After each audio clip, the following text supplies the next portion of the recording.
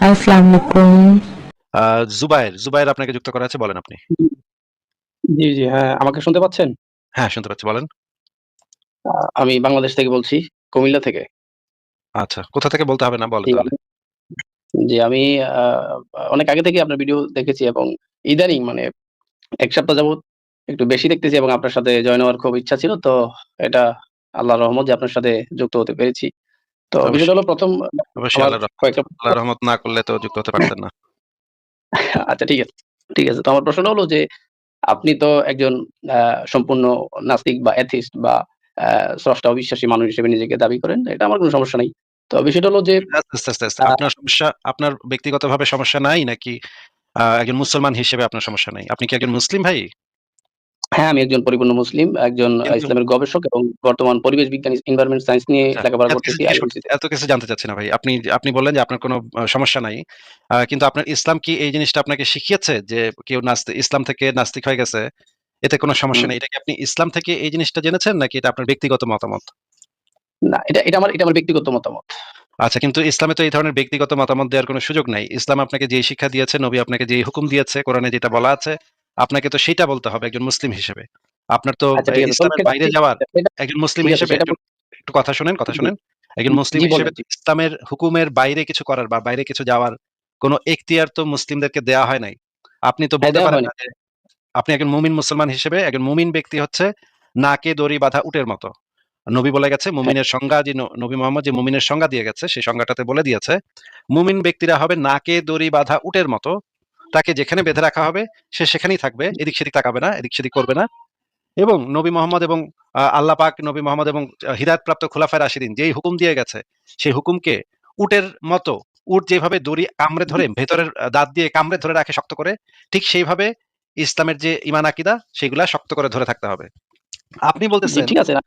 না আমি তো হ্যাঁ, বুঝলাম না, আপনি জি। আমাকে একটু বুঝায় দেন। মানে আমি তো জানি যে আচ্ছা ঠিক ইসলামে আছে। বলা আচ্ছা হয়, ঠিক আছে। ইসলামের আচ্ছা ঠিক বিধান আছে। হচ্ছে, আচ্ছা ভাই শোনেন। একটু আচ্ছা কথাটা ঠিক আছে শোনেন, আমি ভাই কথাটা আগে শোনেন। ঠিক আছে জি, করে না। কথাটা একটু শোনেন, প্রশ্নটা আগে শোনেন।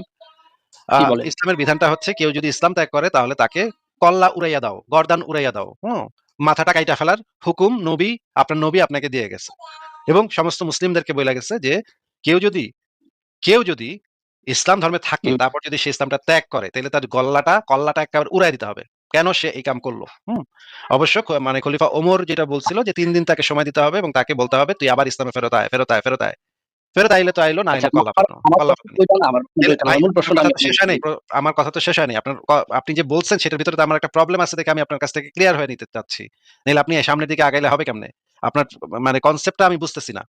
তো আপনার নবী হুকুম দিয়ে গেছে এটা, আপনার খোলাফায়ে রাশিদিন হুকুম দিয়ে গেছে এটা, আপনার আল্লাহ হুকুম দিচ্ছে এটা। নবীর কথাই তো আল্লাহর ওহী আসলে। হুম? এখন আপনি বলতেছেন জি। আপনার নাকি কোনো সমস্যা নাই। আমি বুঝলাম না আপনার সমস্যা নাই কেমনে? একজন মুমিন মুসলমান হিসেবে আপনি তো নিজেকে মুমিন বললেন। মুমিন মুসলমান হিসেবে আপনার তো অবশ্যই সমস্যা থাকা উচিত এবং পারলে আপনি কলাটা ফেলায় দেওয়ানোর উচিত। আর না পারলে আর কি করবেন? না পারলে আর কি অনলাইনে এসে একটু গালিগালাজ করলেন আর কি না মানে ইয়া গালিগালাজ করা করলেন তো কি? ইসলামের সৌন্দর্য না।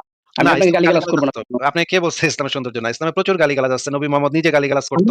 আবু বকর গালিগালাজ আমি করত। আপনাকে আল্লাহ আমি পর্যন্ত আপনাকে আল্লাহ ব্যক্তিগতভাবে পর্যন্ত গালি গালিগালাজ করব। আল্লাহ পর্যন্ত গালিগালাজ করত। আচ্ছা ওইটাতে আমরা পরে যাব। মোহাম্মদ নিজে গালিগালাজ করত কিনা, আবু বকর গালিগালাজ করত কিনা, আল্লাহ নিজে গালিগালাজ করছে কিনা কোরআনের ভিতরে সেগুলো আমরা আস্তে, আস্তে দেখব নে। আগে আপনি আমাদেরকে একটু বলেন যে আপনার ধর্মে কি এই বিধানটা নাই যে কেউ যদি ইসলাম থেকে, মুসলমান থেকে যদি ধর্ম ত্যাগ করে তাহলে তাকে কি করতে হবে বলেন তো? মুরতাদের শাস্তি কি? জি, আমি বলছি আপনি শুনেন। ইসলামের বিধান হচ্ছে যে কোন ব্যক্তি যদি ইসলাম ধর্ম গ্রহণ করার পরে সেখান থেকে সে পরিত্যাগ করে তাহলে না, ইসলামী গ্রহণ রাষ্ট্রের করার উপর পরে এটা কোথাও বলা নাই। গ্রহণ করার পরে যদি ত্যাগ করে এটা কোথাও বলা নাই। শুধু এটা বলা আছে যে একজন ব্যক্তি যদি ইসলামটা শুধুমাত্র ত্যাগ করে তাহলে তার শাস্তি হচ্ছে মৃত্যুদণ্ড। হ্যাঁ, কল্লাটা ওইটাই আরকি যে উড়ায় দেয়া। এখন যে ইসলাম ত্যাগ করলো তার হুকুম বা বিধান হচ্ছে মৃত্যুদণ্ড। সেটা করবে হচ্ছে রাষ্ট্র। সেটা তো আমি জুবায়ের সেটা আহমেদ যে করার রাষ্ট্র দায়িত্ব করবে, না। সেটা রাষ্ট্র করবে যেটা আপনি কোথায় পাইছেন ভাই? না, এটা তো ইসলামী শরিয়ার নীতি এটা। ইসলামী শরীয়তের নীতি এটা ঠিক আছে। কিন্তু শুধুমাত্র যে রাষ্ট্র করবে, নবী কি বইলা গেছে হাদিসের ভিতরে যে যদি শুধুমাত্র রাষ্ট্র থাকে তখন এটা করণ যাইব আর এমনে করণ যাইব না। এটা কি নবী কোথাও বলে গেছে? এখন অনেক জিনিসই আমার সামনে প্রতিষ্ঠিত বা আপনি যে দেশে থাকেন সে দেশে প্রতিষ্ঠিত নাই। ভাই এখন আপনাকে সে যেটা দেশে জিজ্ঞেস করছি প্রতিষ্ঠিত সেটা যদি দয়া করে একটু বলতেন যে আপনার নবী কি হাদিসের ভিতরে এটা বইলা গেছে যে যদি রাষ্ট্র থাকে তখন তোমরা কল্লা ফালাইও, রাষ্ট্র না থাকলে না, কল্লা ফালাও না। আমার আমার আপনার নবী কি এটা বলে, বলেন নাই। আচ্ছা আপনার নবী যে বিধানগুলা দিচ্ছে মনে করেন নবী কি কথা বলছে যে তোমরা রাষ্ট্র গঠিত হইলে তখন তোমরা নামাজ পড়ো, রাষ্ট্র গঠিত হইলে হুম, তখন তোমরা সুদ খাও না। এরকম কি কোথাও মানে কন্ডিশন দিচ্ছে যে রাষ্ট্র থাকুন লাগবো? না, ইসলামের কোন বিধান না কি? সেটা বলেন সেটা বলেন নাই। তাহলে আচ্ছা ঠিক আছে। এই বিধানটা যখন দিচ্ছে সেখানেও তো রাষ্ট্রের কথা কিছু বলে নাই।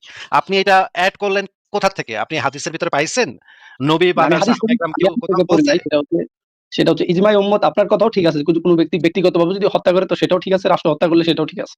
আচ্ছা, আচ্ছা। তাইলে আমরা জানতে পারলাম যে নবীকে নিয়ে মানে যদি কেউ ইসলাম ধর্ম ত্যাগ করে তাহলে আপনার ধর্মের বিধান হচ্ছে তাকে জবাই করে ফেলা।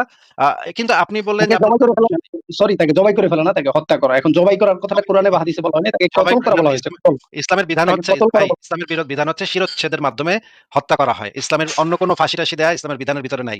ফাঁসি-টাসি দিবেন সেটা ইসলামে নাই তো ভাই। ইসলামের একমাত্র না, মৃত্যুদণ্ডের বিধান হচ্ছে গিয়ে ২ টা পদ্ধতি আছে। একটা পদ্ধতি হচ্ছে পাথর ছুঁইড়া হত্যা করা। আরেকটা না ৩ টা পদ্ধতি আছে। একটা হচ্ছে পাহাড় থেকে ধাক্কা দিয়ে ফালায় দেয়া।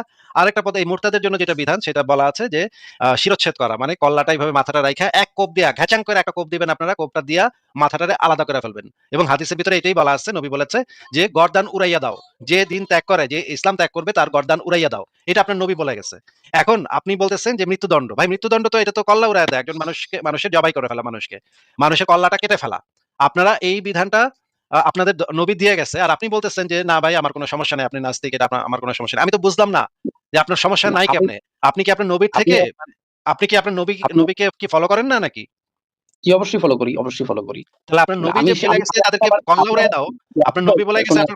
আপনার নবী বলে গেছে তাদের জবাই করো, তাদের কল্লা উড়াইয়া দাও, গর্দান উড়াইয়া দাও। আর আপনি বলতেছেন আপনার কোন সমস্যা নাই। এটা তো বুঝলাম না ভাই। না, আপনার কিভাবে সমস্যা নাই? একজন মুমিন হিসেবে তো আপনার সমস্যা থাকার কথা। আমি আমাকে সময় দেন ১ মিনিট বা ৩০ সেকেন্ড, তাইলে আমি বলি। হ্যাঁ, বলেন। আপনি এই প্রশ্নের উত্তর দেন আর কিছু বইলেন না। এই জি, জি, প্রশ্নের হ্যাঁ, উত্তর। হ্যাঁ, হ্যাঁ। এই প্রশ্নের উত্তরটাই দিচ্ছি। সেটা হলো আমি যে কথাটা বলছি সেটা আপনি বুঝতে ভুল করেছেন। আমি আমি এটা বুঝাতে চাচ্ছি যে আপনি দেশের বাহিরে আছেন। এখন আপনি যদি আস্তিক হন আর নাস্তিক হন, আপনাকে আমি বিচার তো করতে পারব না। করতে পারব? ও আচ্ছা, মানে আপনি চাচ্ছেন করতে কিন্তু করতে তো পারতেছেন না। মানে এটা মানে হাতের নাগালে নাই দেইখা করতে পারতেছেন না। কিন্তু আপনি তো বললেন সমস্যা নাই। এটা তো সমস্যা তো অবশ্যই আছে। মানে আপনি সমস্যা আমি বলছি না। ভাই এখন এখন কথার এখন কথা তো আমি কথা বলতেছি। এখন আপনি আমার কথার মাঝখানে তাইলে কথা বলতেছেন কেন? আমি আপনার কথা শুনলাম আচ্ছা না? বলুন। জি, আপনি অবশ্যই তাইলে আপনার বলেন। মাঝখানে কথা বলতেছেন কেন? কোন সাউন্ড করেন না আমার সরি, কথার মাঝখানে। ঠিক আছে ভাই। আপনার কথা তো আমি হ্যাঁ, বলেন। শুনলাম ভাই। আপনি বলতে চাচ্ছেন যে যেহেতু আমি ইসলাম ধর্ম ত্যাগ কইরা বিদেশে চলে গেছি বা অন্যদিকে থাকি, এখন আপনি হাতের নাগালে আমারে পাইতেছেন না। পাইতেছেন না দেখে আপনি কইতেছেন সমস্যা নাই। কিন্তু আসলে সমস্যা আছে। আসলে আপনি পাইলে আমারে হাতের নাগালে পাইলে নিশ্চয়ই আমারে জবাইটা করতেন। আমার কল্লাটা উড়াই দিতেন। আপনার নবী যেভাবে বইলা গেছে সেভাবে আমার কল্লাটা ফালায় দিতেন। কিন্তু হাতের নাগালে পাইতেছেন না, আফসোস! ইস! আফসোস কি বাত! কি আফসোস রে ভাই! কি রে ভাই আফসোস! এই বেড়ায় নাস্তিক বইসা আছে জার্মানিতে। হাতের নাগালে পাইলাম না রে তোরে। পাইলে তোরে কল্লাটা একেবারে খাচাং করে নামায় দিতাম রে। খালি পাইলাম না। আমার এখন নবী আমি তো যেভাবে আপনাকে আমি ভাই তো আপনাকে আমি তো কথার মাঝখানে কথা না, কথার মাঝখানে কথা ভাইজান, না, কথার মাঝখানে না, কথা না। আপনি তো আপনি তো আমাকে আপনাকে আবার অপমান সময় দিব। করতেছেন। আপনাকে ভাই আমি কোন অপমান করতেছি না। আপনার নবী যেটা বলে গেছে আমি সেটা নিয়ে কথা বলতেছি। আপনি যে কথাটা বললেন যে আপনার পক্ষে এখন সম্ভব না আমার কল্লাটা নামায় দেয়া। এইজন্য আপনি বলছেন যে আমার কোন সমস্যা নাই। কিন্তু আসলে সমস্যা আছে। আপনি চান আমার কল্লাটা কাচাং করে নামায় দিতে আপনি চান। মনে প্রাণে আপনি চান। যেহেতু আপনার নবী এই হুকুমটা দিয়ে গেছে আপনি মনে প্রাণে চান। কিন্তু হাতের নাগালে পাইতেছেন না খালি। দেইখা আপনি নিজেই এটার ব্যাখ্যাটা দিছেন। ভাই আপনি তো আছেন বিদেশে। আপনার মানুম কেমনে? আপনার জবাই করমু কেমনে? আপনার কল্লা ফালামু কেমনে? আপনার তো পাইতেছেন না হাতের কাছে। মানে হচ্ছে আপনি হাতের কাছে পাইতেছেন না দেইখা আমার বিরুদ্ধে আপনি কোন কিছু করতে পারতেছেন না। কিন্তু পাইলে তো ঠিকই করতেন। মনে করেন আমি যদি আপনার পাশের বাসায় থাকতাম, তাহলে তো নিশ্চয়ই আপনি আজকে এখন গিয়া চাপাতিটা নিয়া দাঁড়টা দিয়া কইতেন, "ও আল্লাহু আকবার! নারায়ে তাকবীর! আমার নবী আমার দর্শক নবী বইলা গেছে, এটার কল্লা ফালাই দিস চল।" তারপর গিয়ে আমার কল্লাটা আপনি ফালাই দিতেন রাত্রে বেলা। ভাই এইটা হচ্ছে আপনারা যে মানে আপনাদের ধর্মটা যে আপনাদেরকে জঙ্গিবাদ শিখাইছে, আপনার নবী যে একটা জঙ্গির বাচ্চা জঙ্গি ছিল, এটা আপনি নিজে প্রমাণ করে দিলেন ভাই। আমার কিছু কিন্তু বলতে হইল না। আপনি নিজেই প্রমাণ করে দিলেন। এবার বলেন আপনি। আচ্ছা, আমাকে সময় দেওয়ার জন্য ধন্যবাদ। সেটা হলো যে আপনি যেভাবে কথার কথা আপনি একজন নাস্তিক। আপনাকে তো আমি গালি দেই নাই, কিছু বলি নাই। কিন্তু আপনি যেভাবে কথাটা বললেন এটা আপনার নাস্তিকতার নীতিতেই এটা যায় না। কারণ আপনি ঠিক আছে একজন মানুষ সম্পর্কে কথা বলবেন। আমার মতো জুবায়ের আহমেদকে কথা আপনি অবশ্যই সম্মান দিয়ে বলতেছেন। তো ১৫০০ নাস্তিকতার বছর কোন আগে নীতিতে একজন যায় না এটা একটু বুঝান তো ভাই? নাস্তিকতার কোন নীতির সাথে যায় না এটা একটু বলেন তো? নাস্তিকতার মধ্যে কি বলা হয়েছে যে আপনি একটা ধর্মের সমালোচনা করবেন, ঠিক আছে। কিন্তু ওই ধর্মের মধ্যে আপনি নাস্তিকতার কোন থেকে নীতির ভিতরে বলা আছে? নাস্তিকতার কোন নীতির ভিতরে বলা আছে যে আপনার সাথে আমি আলোচনার সময় আপনারে কিছু কইতে পারুম না। আপনার নবীরে নিয়ে না, কিছু না কইতে ওইটা পারুম না। বলতে এটা পারবেন, নাস্তিকতা। বলতে পারবেন। কিন্তু আমি কোনটা চাচ্ছি যে আপনি যে বললেন নাস্তিকতার আমা নীতির আমি আমি সাথে যায় না। এটা একটু এক্সপ্লেইন করেন ভাই। এখন আমার আপনি প্রশ্নটা শুনে ভাই রে জুবায়ের ভাই আমার প্রশ্নটা শুনে একটু জি অ্যান্সারটা ভাই, করেন। আপনি একটু আগে বললেন জি যে বলেন। এটা নাস্তিকতার নীতির সাথে যায় না। কোনটা নাস্তিকতার নীতির সাথে যায় না? আপনাকে ধরেন আমি আপনাকে কোন অপমানজনক কিছুই বলি নাই এখন পর্যন্ত। তারপরেও না, না আমাকে তর্কের কিছু খাতিরে বলেন ধরে নাই, নিচ্ছি। আমাকে কিছু বলেন নাই। আমাকে জুবায়ের ভাই কিছু আমার বলেন নাই। প্রশ্নটা আমি শুনেন, প্রশ্নটা জি শুনেন, ভাই, প্রশ্নটা জি শুনেন। বলেন, মনে করেন আমি জি আপনার বলেন। নবীকে জঙ্গি বললাম, হ্যাঁ? কারণ সে এই জিনিসটা তো আসলে জঙ্গিবাদী কাজই। কারণ একজন মানুষের বিশ্বাস-অবিশ্বাস সম্পূর্ণ তার ব্যক্তিগত বিষয়। এখানে আর কেউ কখনো নাক গলাইতে পারে না। একজন মানুষ বিশ্বাস করবে নাকি করবে না সেটা সম্পূর্ণ তার ব্যাপার। সে বুঝবে, সে চিন্তা ভাবনা করে দেখবে। কিন্তু আপনার নবী এই রকমের মানুষদের আমরা যারা ধর্ম ত্যাগ করতে চাই বা ধর্ম ত্যাগ করেছি তাদেরকে জবাই করে ফেলতে বলে, তাদের কল্লা উড়াই দিতে বলে। এটা সম্পূর্ণ মানবাধিকার লঙ্ঘন, আন্তর্জাতিক মানবাধিকার লঙ্ঘন এটা। একজন মানুষের যে বেসিক হিউম্যান রাইটস আছে, মানে মৌলিক মানবাধিকার আছে, সেই মৌলিক মানবাধিকারকে ক্ষুণ্ণ করে এটা। যে আমার বিশ্বাস বা অবিশ্বাস করার স্বাধীনতা নাই। আমাকে সবসময় ভয় দেখানো হচ্ছে এই ধর্মটা দ্বারা, যে আমি যদি এই ধর্মটা ত্যাগ করি তাইলে আমারে নাকি মাইরা ফেলবে। এই ভয় এখনো মুসলিম দেশের অনেক মানুষ ধর্ম ত্যাগ করতে চায়, কিন্তু ডরে করতে পারে না। কারণ আপনারা গিয়া তার কল্লাটা উড়াই দিবেন, জবাই করবেন তারে, হ্যাঁ? তার কল্লাটা ঘ্যাচাং করে কেটে ফেলবেন। আপনাদের নবী যেটা শিক্ষা দিয়ে গেছে সেটা করবেন আপনারা। এইজন্য হাজার, হাজার লক্ষ, লক্ষ মানুষ এখন পর্যন্ত মনে, মনে নাস্তিক, কিন্তু আপনাদের সাথে তারা নামাজও পড়ে, রোজাও রাখে, সবকিছুই করে, কিন্তু মুখে কইতে পারে না। এইটা হচ্ছে মানুষের মানবাধিকার লঙ্ঘন। এখন আপনি বললেন যে আমি যখন এই মানবাধিকার লঙ্ঘনের বিরুদ্ধে বললাম যে আপনার নবী এই সমস্ত মানে নোংরা, বর্বর, অসভ্য, জঙ্গিবাদী কথাবার্তা বইলা গেছে, তখন আমি আপনার নবীকে বলেছি জঙ্গির বাচ্চা জঙ্গি। আপনাকে আমি কিচ্ছু বলি নাই ভাই। আপনাকে আমি মোটেও অসম্মান করি নাই। আপনার সাথে আমি ভালোভাবে কথা বলছি। আপনি আপনি আরো অনেকক্ষণ থাকবেন, কথা বলবেন, কোনো সমস্যা নেই। আমার আপনার সাথে আমার কোনো সমস্যা নাই। কিন্তু আপনার যে মতাদর্শ, আপনার যে নবী এবং আপনার যে কোরআন, এগুলা নিয়ে আমার সমস্যা আছে। এরা আমাকে মারতে চায়, কতল করতে চায়। আমি তো ভাই কতল হইতে চাই না। আমি আমার ইচ্ছা মতো আমি ধর্ম বিশ্বাস করব কি করব না, এটা আমার ইচ্ছা। আমার চ্যাটের খুশি। এনে তো কেউ কিছু কইতে পারে না। আপনি বলতেছেন আমি নাকি আপনাকে আপনাকে যদিও আমি অপমান করি নাই, আপনি বলতেছেন এটা নাকি নাস্তিকতার নীতির সাথে যায় না। নাস্তিকতার কোন নীতির সাথে এটা গেল না আমি তো বুঝলাম না। আমাকে একটু বুঝায় দেন নাস্তিকতার নীতিটা কি? আর কোন নীতিটার সাথে এটা যায় নাই সেটা আমাকে একটু বুঝায় দেন ভাই। আর কিছু বললেন না, হ্যাঁ? যেটা স্পেসিফিক প্রশ্ন করছি শুধু সেটার উত্তর দেন। আচ্ছা ঠিক আছে। তো আপনি ইসলাম ধর্মের নিয়ে ক্রিটিসাইজ করবেন, নাস্তিকদের কাজই হচ্ছে সমালোচনা করা, বা এথিস্টদের কাজ হচ্ছে যে তারা কোনো স্রষ্টায় বিশ্বাস করে না বা কোনো ধর্মে বিশ্বাস করে না। এখন তো আপনারা তো তাহলে, আমি তো আপনার কোনো ভিডিওতে মানে আমি পাই নাই, হয়তো আপনি বলছেন কিনা ভাই সেটা আপনাকে আপনার কি দায়িত্ব, জিজ্ঞেস আপনি করেছি ভাই? বলবেন। কি জিজ্ঞেস করেছিলাম মনে আছে আপনার? হ্যাঁ, আপনি বলছেন যে ওই যে ধর্মের সমালোচনা করে এটা কোনো নাস্তিকতার নীতির সাথে যায় না। না, না, এটা কোন নীতির সাথে যায় না সেটা জিজ্ঞেস করেছি। এটা নাস্তিকতার কোন নীতিটার সাথে এটা গেল না? নাস্তিকতার নীতি কি, কি? আর নাস্তিকতার কোন নীতির সাথে এটা যায় নাই সেটা আমাকে একটু বলেন ভাই। এখন নাস্তিকতার নীতি কি সেটার কিছু পয়েন্ট আছে, সেটা আমার সামনে খাতা নাই বা আমি নোট করি নাই, এজন্য আমি আপনি আপনাকে এটা বলতে কি পারবো না ওখানে আমি দুঃখিত। পড়েছেন যে নাস্তিকতার নীতি হইতেছে ক এটা, খ এটা, গ এটা, এরকম কোন ওইটা না। নীতিমালা পড়েছেন আপনি? নাস্তিকদের কাজই হচ্ছে তারা সমালোচনা করবে, এতটুকু না, জানি না, আমি। নাস্তিকদের কাজই সমালোচনা করা, এটাও ভুল কথা। নাস্তিকদের কেউ চাইলে সমালোচনা করতেও পারে, নাও করতে পারে। এটা তার ব্যাপার। অনেক নাস্তিক আছে যারা কিছুই করে না। তারা কিছু কয়ও না। কথাবার্তাই কয় না, লেখালেখিও করে না, কিছুই করে না। চুপচাপ থাকে। ওরাও নাস্তিক। নাস্তিকতার ভিতরে এরকম কোন নীতি নাই যে তোমার সমালোচনা করতে হবে। এরকমও কিছু নাই। আপনি যে না, নাস্তিকতার নীতি বলতেছেন, সেই নাস্তিকতার নীতি এরকম কোথায় পাইছেন আপনি? এরকমের নীতিমালা তো আমি এত বাপের জন্মে এরকম নীতিমালার কথা শুনি নাই ভাই, নাস্তিকতার নীতিমালা। আমি এত না, বছর এখন ধরে নাস্তিক, এত বছর ধরে নাস্তিক আমি। নাস্তিক মোটামুটি আমি প্রায় ২৯ বছর ধরে নাস্তিক আমি, হ্যাঁ? আমি বাংলাদেশের সবচাইতে বড় নাস্তিকগুলোর নাম বললে আমার নাম বলতে হইব। হ্যাঁ? এটা কোন উপায় নাই। সারা বাংলাদেশের মানুষ আমার নাম জানে। মানে ২০১৩ সালের গণজাগরণ মঞ্চ সম্পর্কে যারা জানে, প্রত্যেক ব্যক্তি আমার নাম জানে। ১০ লাখ লোক আমার নামে মিছিল করছে ভাই। আমি এত এই রকমের একজন নাস্তিক। আমি এখন পর্যন্ত নাস্তিকতার নীতিমালা পাইলাম না কোথাও। আপনি কইতেছেন নাস্তিকতার নাকি একটা নীতিমালা আছে, সেই নীতিমালার সাথে তাহলে নাকি আমার কোন তাহলে একটা আপনি বলেন যে কথাটা শুনেন ভাই। নাস্তিকতা কাকে বলে? প্রশ্নটা একটু শুনেন ভাই, প্রশ্নটা একটু শুনেন। আপনি বলতেছেন যে এইটা আমার কোন একটা কথা নাকি নাস্তিকতার নীতিমালার সাথে যায় না। নাস্তিকতার নীতিমালা আছে এটাই তো আমি জানতাম না। এতগুলা বছর আমি নাস্তিক। এতগুলা বছর ধরে আমি হাজার, হাজার মানুষ আমার আমার মানে কারণে নাস্তিক হয়ে গেছে। সেটা লাখখানেকের উপরে হয়ে যাবে সেটা সংখ্যা হিসাব করলে। আর আপনি আজকে আমারে কইতেছেন যে আমি নাকি নাস্তিকতার নীতিমালা। নীতিমালাই তো আমি এখন পর্যন্ত জানলাম না ভাই। আপনি আমাদেরকে একটু বলেন তো ভাই যে নাস্তিকতার এই নীতিমালা এটা আপনি কোথায় পাইছেন? কোন বইতে পড়ছেন একটু বলেন তো? এখন নাস্তিকতা তাহলে কাকে বলে সেটা আপনি একটু আমাকে বলতে হবে। আপনাকে আমি একটা জিনিস জিজ্ঞেস করেছি। আপনি যদি না জানেন, তাইলে আপনি বলবেন যে, "ভাই এরকম কোন নীতিমালা আমি জিন্দেগিতে পড়ি নাই।"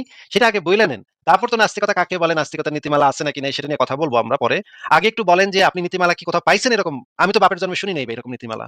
না, আমি আমি আপনাদেরই লেখা বা আপনাদের এই অ্যান্টি ইসলামের যেই লেখাগুলো রয়েছে সেগুলো আমি পড়েছি। সেগুলোর মধ্যেই কিছু লেখা আপনাদের হ্যাঁ, পক্ষে বা বিপক্ষে আমি সেটার পড়েছি। ভিতরে কোন জায়গায় লেখা ছিল এই যে নাস্তিকতার নীতিমালা হইতেছে এইটা ১ নম্বর ১ নীতিমালা ১ তোমরা সেটা অমুকটা করিও সেটা না। লেখক বলছে। নীতিমালা সেটা ২ সেটা লেখক ভাই, বলছে। এটা তো আর আপনি নাতি-নাতি কথা। জি, জি জুবাইর ভাই বলেন। আপনি কোথায় পাইছেন এই জিনিসটা? যে নাস্তিকতার নীতিমালা নাম্বার ১ তোমরা অমুকটা করিও না। নাম্বার ২ তোমরা তমুকটা করিও। এরকমের না, নীতিমালা পৃথিবীতে নাস্তিকদের কোনো নীতিমালা অ্যাকচুয়ালি নাই। কিন্তু যিনি লেখক বা বইয়ের মধ্যে তিনি লিখেছেন যে নাস্তিকদের এইভাবে আপনি সমালোচনা যে করা বললেন উচিত। আমাকে আমি সেটা বলব। আমার কোন একটা পয়েন্ট নাস্তিকদের নীতির সাথে যায় নাই বা নীতিমালা লঙ্ঘন করছে। তাইলে নাস্তিকদের নীতিমালাই তো এখন পর্যন্ত আমি পাইলাম না, হাতের সামনে পাইলাম না। এরকম কোন নীতিমালা আছে বলেও তো আমি জানি না ভাই। তাইলে আপনি আমারে কইলেন আমি আমারটা কথা নাকি কোন একটা কথা নাকি নাস্তিকতার নীতির সাথে লঙ্ঘন করছে, নীতিকে লঙ্ঘন করছে। তাইলে আপনি কথা কেন বলছিলেন ভাই? আপনি কি আমার ১ম প্রশ্নের উত্তরটা বুঝতে পারছিলেন যে আমি কেন বলছিলাম যে আপনি এই নাস্তিক হয়েছেন সেটা আমার কোনো আসে যায় না। আমি কিন্তু পরে উত্তরটা দিয়েছিলাম। ওইটা বুঝতে পেরেছেন আপনি? ওইটা বুঝতে পারিনি। আপনার তো আপনি যখন একজন মুমিন মুসলমান তখন এই কথা বলার কোন উপায় আপনার নাই। যে না একজন মানুষ মুসলমান থেকে আমি নাস্তিক আমি তো হইছে এটা ইসলাম নিয়ে ধর্মের কথা আপনার বলছি। প্রবলেম নাই। এই কথা আপনি আপনি বলতেই পারেন না। বলছেন যে না, আপনি বলছেন যে জুবায়ের ভাই আপনার মন চাইতেছে আমাকে এই হত্যা করার জন্য, কিন্তু আপনি না, না, না, আপনার পারতেছেন না মন কারণ চাইতেছে আপনি আমি বলি নাই। আপনার মন চাইতেছে আপনি বলিনি। আপনি যে উত্তরটা দিছিলেন আপনি বলছেন যে যে ভাই ইসলামের আপনি তো পক্ষ বিদেশে আছেন। ভাই আপনি বলছিলেন না জি। আপনি তো ভাই বিদেশে আছেন। আপনার এখন মানে করুম কেমনে? এইজন্য আমি হ্যাঁ, বলছি বলেছি। যে আপনার তার মানে হইতেছে এইটা যে আপনি আসলে চেষ্টা করতেন যদি কাছে থাকতাম তাইলে হয়তো চেষ্টা করতেন কিন্তু আমি দূরে আছি। পারতেছেন না এইজন্য আপনি আমার কল্লাটা উড়াইতেছেন না। সেই আলোচনা শেষ হয়ে গেছে ভাই। এখন আমি জিজ্ঞেস করতেছি নাস্তিকতার ওই নীতিমালাটা তো আপনি কোথাও পান নাই। তাইলে তার মানে তো আপনি কোন নীতিমালা তো এরকম পড়েন নাই। তাই না ভাই? হ্যাঁ, অবশ্যই। হ্যাঁ, তাইলে আপনি যে এখন তখন বললেন যে এটা আপনার এই কথাটা তো নাস্তিকের নীতির সাথে যাচ্ছে না। এই কথাটা আপনি ভুল বলছিলেন। আপনি এখন শোনেন আমার লাইভে এসে এরকম ভুলভাল কথা বললে আমি কিন্তু প্রত্যেকটা পয়েন্টে ধরবো ভাই, হ্যাঁ? এই ধরনের ভুলভাল বলেন কথাবার্তা সমস্যা বইলেন নেই। না। সবাই সঠিকভাবে হিউম্যান কথা বিং মানুষ বলবেন। তো সঠিকভাবে কথা বলবেন তাহলে সঠিকভাবে আমরা আলোচনা করতে পারবো। ভুলভাল বললে আমি ধরি ভাই। এটা হচ্ছে আমার একটা সমস্যা। আমি কোনো ভুল পছন্দ করি না। আমিও ভুল করি। কিন্তু আমি ভুল করলে আমি চাই আপনি আমার ভুলটা ধরে দিবেন। তাইলে আমি আমার ঠিক ভুলটা আছে। শুধরে নিতে পারবো। ঠিক আছে? এখন আপনাকে অবশ্যই যেটা ধন্যবাদ। বলতেছি তাহলে আমি যে একটা সম্পূরক প্রশ্ন করি। তাহলে আমি আপনি একটা আমাকে সম্পূরক জিজ্ঞেস প্রশ্ন করছেন করে আপনি রাখি। আমাকে জিজ্ঞেস করছেন অলরেডি না যে নাস্তিক কাকে বলে সেটা জিজ্ঞেস করছেন। সেটার উত্তর কি আপনি জি। চাচ্ছেন নাকি চাচ্ছেন না এখন আর? না, অবশ্যই চাচ্ছি। হ্যাঁ, বলেন অবশ্যই। Go ahead. আচ্ছা, আচ্ছা। নাস্তিক হচ্ছে তারা যারা এই যে আপনারা যারা ছোটবেলা থেকে মনে করেন আপনি একটা মুসলিম পরিবারে জন্মাইছেন, তাই না ভাই? হ্যাঁ, অবশ্যই। মুসলিম পরিবারে জন্মাইছেন আপনার বাপ-মা আপনারে শিখাইছে যে ইসলাম ধর্মটা সত্য ধর্ম। কোরআনে যা লেখা আছে সত্য কথা। আর সবচেয়ে শ্রেষ্ঠ হইতেছে নবী মোহাম্মদ। তার থেকে শ্রেষ্ঠ আর কেউ নাই। এইটা তো আপনাকে ছোটবেলা থেকে আপনার বাপ-মা শিখাইছে, তাই না ভাই? হ্যাঁ, শিখিয়েছে। বাপ-মা শিখিয়েছে এবং আমি নিজে অধ্যয়ন করেছি। না, আগে তো বাপ-মা শিখাইছে। ছোটকালে তো আর আপনি অধ্যয়ন করেন নাই। আমি ছোটকালের কথা না, বলতেছি। আগে বাপ-মা শিখিয়েছে। না, আগে বাপ-মা আগে তো বাপ-মা শিখিয়েছে। শিখাইছে। ঠিক। হ্যাঁ, আগে বাপ-মা শিখাইছে। আপনি স্কুলে গেছেন, স্কুলে টিচাররা শিখাইছে। তারপরে আপনার এলাকার যে লোকজন আছে তারা যখন আপনার নামাজ পড়তে নিয়ে যাইত তারা শিখাইছে। তারপর আপনার আত্মীয়স্বজন, চাচা-চাচী, দাদা-দাদি, নানা-নানি এরাও শিখাইছে, হ্যাঁ, ইসলাম ধর্মটা সত্য। ঘটনাক্রমে এরকম যদি হইতো যে আপনার জন্মটা একটা হিন্দু পরিবারে, ভারতে একটা হিন্দু পরিবারে হইতো, তাইলে কি হইতো ঘটনাটা? ঘটনাটা হইতো এরকম যে আপনার বাপ-মা হয়তো হিন্দু, আপনার দাদা-দাদি, নানা-নানি, চাচা-চাচী, স্কুলের পুরো মানে শিক্ষক তারা সবাই হয়তো হিন্দু। তারা আপনারে কইতো যে হিন্দু ধর্মটাই বেস্ট, সনাতন ধর্মটাই বেস্ট। ভগবত গীতাতে যা লেখা আছে সেটাই সবচাইতে সেরা। সেরা কথা আর কৃষ্ণ হইতেছে সবচাইতে শ্রেষ্ঠ। কৃষ্ণের থেকে আর রামের থেকে ভালো কেউ হইতেই পারে না। এটা আপনাকে ছোটবেলা থেকে শেখানো হইতো এবং আপনার মন মানসিকতা তৈরি হইতো ওই জিনিসগুলোর উপরে ভিত্তি করে। আপনি ছোটবেলা থেকে বড় হইতেন এইভাবেই যে কৃষ্ণ হইতেছে শ্রেষ্ঠ, রাম হইতেছে শ্রেষ্ঠ, ভগবত গীতা, বেদ এগুলাতে যা লেখা আছে সেগুলাই হইতেছে শ্রেষ্ঠ কথাবার্তা। এর থেকে ভালো কিছু হইতে পারে না। আবার যদি আপনার জন্ম হইতো একটা ইহুদি পরিবারে ইসরায়েলে, তাইলে আপনাকে ইহুদি ধর্মটা শিক্ষা দেওয়া হতো ছোটকাল থেকে। আপনার জন্ম যদি হইতো আমেরিকাতে একটা খ্রিস্টান পরিবারে বা মিয়ানমারে একটা বৌদ্ধ পরিবারে, একইভাবে আপনাকে ছোটবেলা থেকে শেখানো হইতো যে ওই ধর্মটাই আপনার পরিবারের যে ধর্মটা সেটাই হইতেছে শ্রেষ্ঠ, একমাত্র সত্য। বাদ বাকি যে ধর্মগুলো আছে সেগুলো মিথ্যা কথা, ওগুলা ভুলভাল, ভুংবাং কথা কয় এগুলা, ওরা সবাই ভুয়া। তো এইভাবেই একটা একটা মেয়ে, ছেলে বা মেয়ে যারা হচ্ছে গিয়ে একটা পরিবারে থাকে তারা এইভাবেই ডেভেলপ করে। তাদের মন মানসিকতা, চিন্তা ভাবনা তৈরি হয় এইভাবে। এইভাবে তৈরি হওয়ার পরে যখন আপনি একটু বড় হন, যখন আপনার একটু বুদ্ধি বিবেচনা তৈরি হয়, বড় হইলে তো মানুষের বুদ্ধি বিবেচনা তৈরি হয় নাকি ভাই? জুবায়ের ভাই? হ্যাঁ, হ্যাঁ, হয় অবশ্যই। যুক্তি বুদ্ধি দিয়ে তখন মানুষ একটু চিন্তা করতে শেখে নাকি? অবশ্যই। তখন যদি আপনি আমি যুক্তি কিন্তু বুদ্ধি আমি ১ সেকেন্ড একটা কথা বলি। আপনি কিন্তু আ গতানুগতিকভাবে আপনাকে কোনো অ্যাটাক বা কোনো কিছু করার জন্য বলিনি। আমরা আলোচনা করতেছি। আলোচনার মধ্যে যে সঠিক আমরা সেই সঠিকটা গ্রহণ করব। কথার কথা আমি হ্যাঁ, জুবায়ের আহমেদ যদি পৃথিবীর কেউ দেখাতে পারে যে নাস্তিকতাই শ্রেষ্ঠ, নাস্তিকদের মাধ্যমে পৃথিবী পরিচালনা সম্ভব, পরকালে মুক্তি পাওয়া সম্ভব। ঠিক আছে, I will accept this ideology এবং হ্যাঁ, আমি যদি অবশ্যই, প্রমাণ করতে পারি তাহলে অবশ্যই। আপনি আসিফ মহিউদ্দিনও যদি নীতির মধ্যে থাকেন বা আপনি যদি বিবেকবান হয়ে থাকেন তাহলে আমি জুবায়ের আহমেদ যদি আপনাকে if I can prove you যদি আমি আপনাকে প্রমাণ করতে পারি তাহলে আপনারও উচিত সেই মতবাদটাকে গ্রহণ করা নাকি? সেটাই। যে আপনি বলছেন যে নাস্তিকতার ভিতরে যদি পরকালে মানে মুক্তি পেতে পারেন আপনি বাহ! বিশাল ভালো একটা কথা বলছেন ভাই। খুবই চমৎকার। আপনি যে অনেক মানে বুদ্ধিমান মানুষ সেটা বোঝাই যাচ্ছে যে নাস্তিকতার মাধ্যমে আপনি পরকালে মুক্তি পাবেন। এটা তো অবশ্যই মানে জ্ঞানের কথা বলছেন। খুবই জ্ঞানের কথা শুনে আমার খুব ভালো লাগছে। আমি তো আমি যেটা লেখাপড়া মানুষ। আমি তো মূর্খের মতো কথা বলতে পারি না। না, আপনি জ্ঞানের কথা বলছেন ভাই। খুবই জ্ঞানের কথা। আমার শুনে খুবই ভালো লাগছে যে মানে নাস্তিকতার মাধ্যমে আমরা কিভাবে পরকালে মুক্তি পাবো। জান্নাতে কিভাবে যাবো সেটা নিয়ে আমরা অবশ্যই আলোচনা করব একটু পরে। যে নাস্তিকতার মাধ্যমে আমরা কিভাবে জান্নাতের হুরগুলার সাথে সঙ্গম করতে পারবো। এটা অবশ্যই আমরা আলোচনা করব ভাই। অসুবিধা নেই। তো আমি যেটা আপনাকে বলতেছিলাম সেটা হচ্ছে যে আমরা যে ছোটবেলা থেকে যে আমরা বড় হই, তখন আমাদের মন মানসিকতা ছোটবেলায় একজন মানুষকে যে জিনিসটা শেখানো হয় সেই জিনিসটা একদম স্থায়ীভাবে ছাপ পড়ে যায় বেশিরভাগ মানুষের মধ্যে। এটা তো আপনি স্বীকার করেন যে ছোটবেলা থেকে একজন মানুষকে যে জিনিসটা শেখানো হয় সেটা হ্যাঁ, স্বীকার হ্যাঁ, করি। বলেন। হ্যাঁ, তো মনে না, করেন স্বীকার একজন করি। হ্যাঁ। হিন্দুকে ছোটবেলা থেকে হিন্দু ধর্ম-টর্ম শিখানো হইছে। তার বয়স হইতেছে এখন মনে করেন ২৫। এই লোকটারে তো ইসলাম ধর্মে আনা, এটা তো খুব একটু ডিফিকাল্ট হইব। কারণ সে সারা জীবন হিন্দু ধর্মের মানে ওই সমস্ত গল্পগুজব শুনে বড় হইছে। ওই সংস্কৃতির সাথে বড় হইছে। ওই যে মানে দুর্গা পূজা করছে, কালী পূজা করছে। এগুলোর ভিতর থেকে এখন তাকে ইসলাম ধর্মে নিয়ে আসা বা মানে খ্রিস্টান ধর্মে নিয়ে আসা, এটা তো একটু ডিফিকাল্ট। ছোটকালে যদি তারা পাওয়া যেত তাহলে একটু সহজ হইতো। যে একদম মনে করেন ৫ বছর বয়স তখন যদি তারা পাওয়া যেত তখন তারে ভুং-ভাং দিয়া আরেকটা ধর্মে কনভার্ট করানো যাইত। কিন্তু ২৫ বছর হয়ে গেলে এই ব্যক্তিটারে অন্য একটা ধর্মে আনা একটু ডিফিকাল্ট হয়ে যায় নাকি বলেন?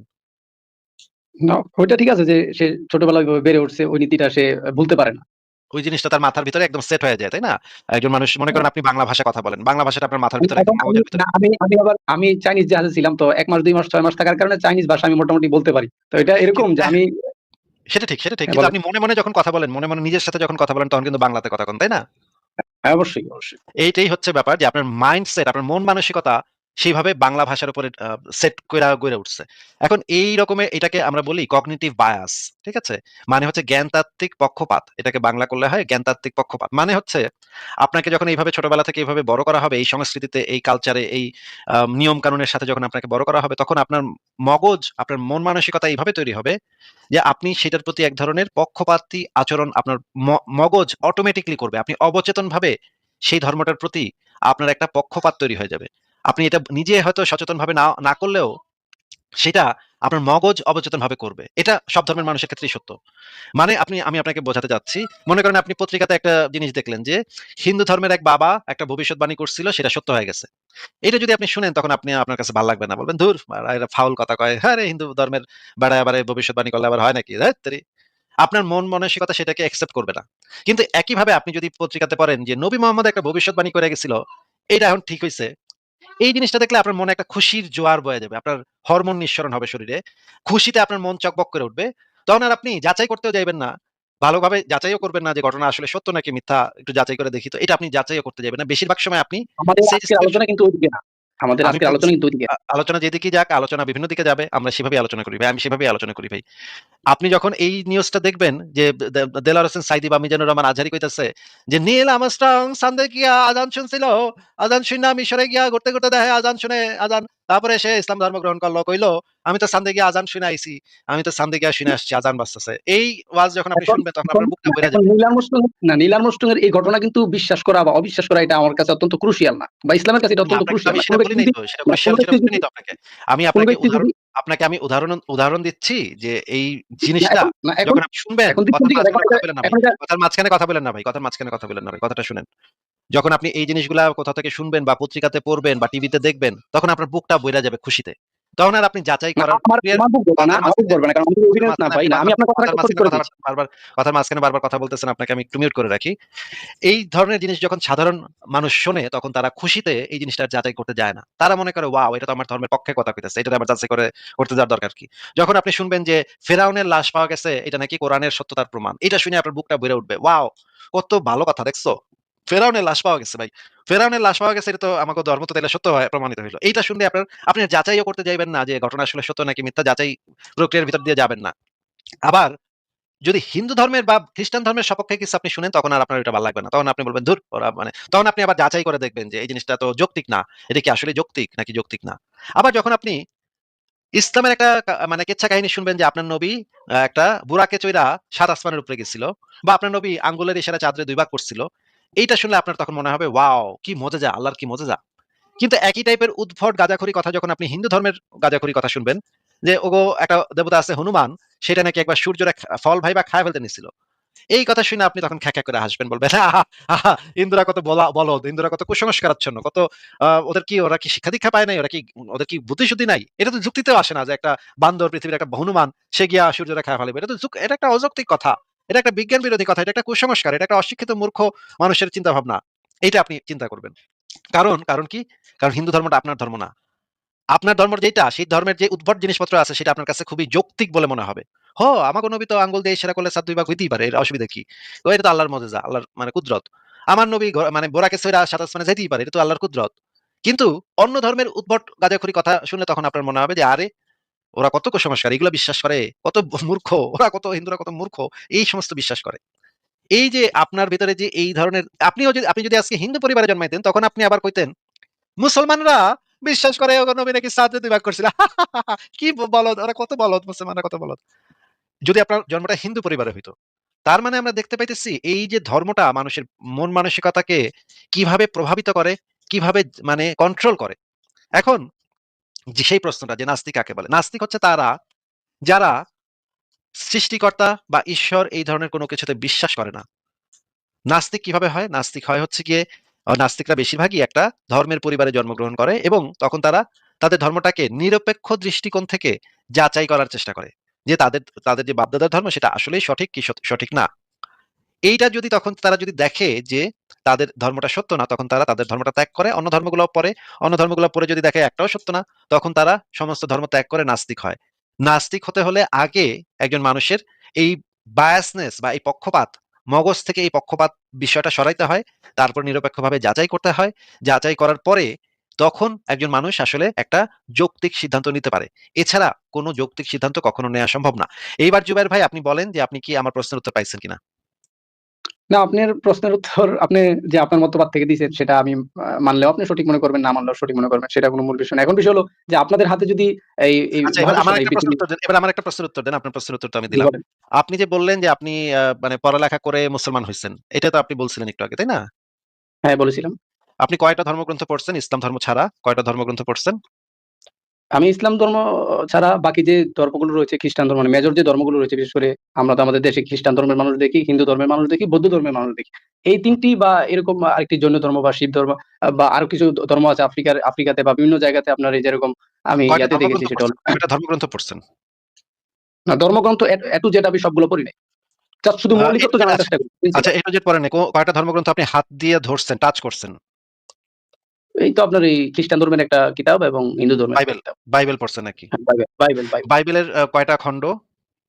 বাইবেলের আমি একটা খন্ডই পড়েছি, বেশি না। কি খণ্ড? খণ্ডটার নাম কি? কোন খণ্ডটা পড়েছেন? খন্ডটা ছিল আপনার এই আ সীফায়ারদের জন্য ওল্ড মানে খণ্ড টেস্টামেন্টের কয়টা? একটা। খণ্ড কয়টা এবং খণ্ডগুলোর নাম কি, কি? না, খন্ড কয়টা ওইটা আমি জানি না। আমার সামনে আমি আপনার একটা শিপে ছিলাম। ওইখানে খণ্ড খ্রিস্টানদের খণ্ড একটা বই কয়টা এটাও নিয়েছি জানেন আমি না? সেখানে। খণ্ড কয়টা এটাও জানেন না। বাইবেলের বাইবেলকে টাচ করলে সর্বপ্রথম যে প্রশ্নটা হইতেছে, বাইবেলের ২ টা খণ্ড আছে। একটা খণ্ড হইতেছে ওল্ড টেস্টামেন্ট, একটা হচ্ছে নিউ টেস্টামেন্ট। এই নিউ বেসিক টেস্টামেন্ট নাম ইনফরমেশনটাও শুনেছেন? আপনি জানেন না। এই বেসিক না, ইনফরমেশনটাই জানি আপনি আমি, জানেন আমি না। নাম তার মানে শুনেছি, আপনি জানি। তার মানে আপনি বাইবেলের কিছুই পড়েন নাই। আচ্ছা, বাইবেলের যদি ওল্ড টেস্টামেন্ট পড়ে থাকেন, বাইবেলের ওল্ড টেস্টামেন্টের ১ম ইয়াটা কি? ১ম অধ্যায়টা কি বলেন তো?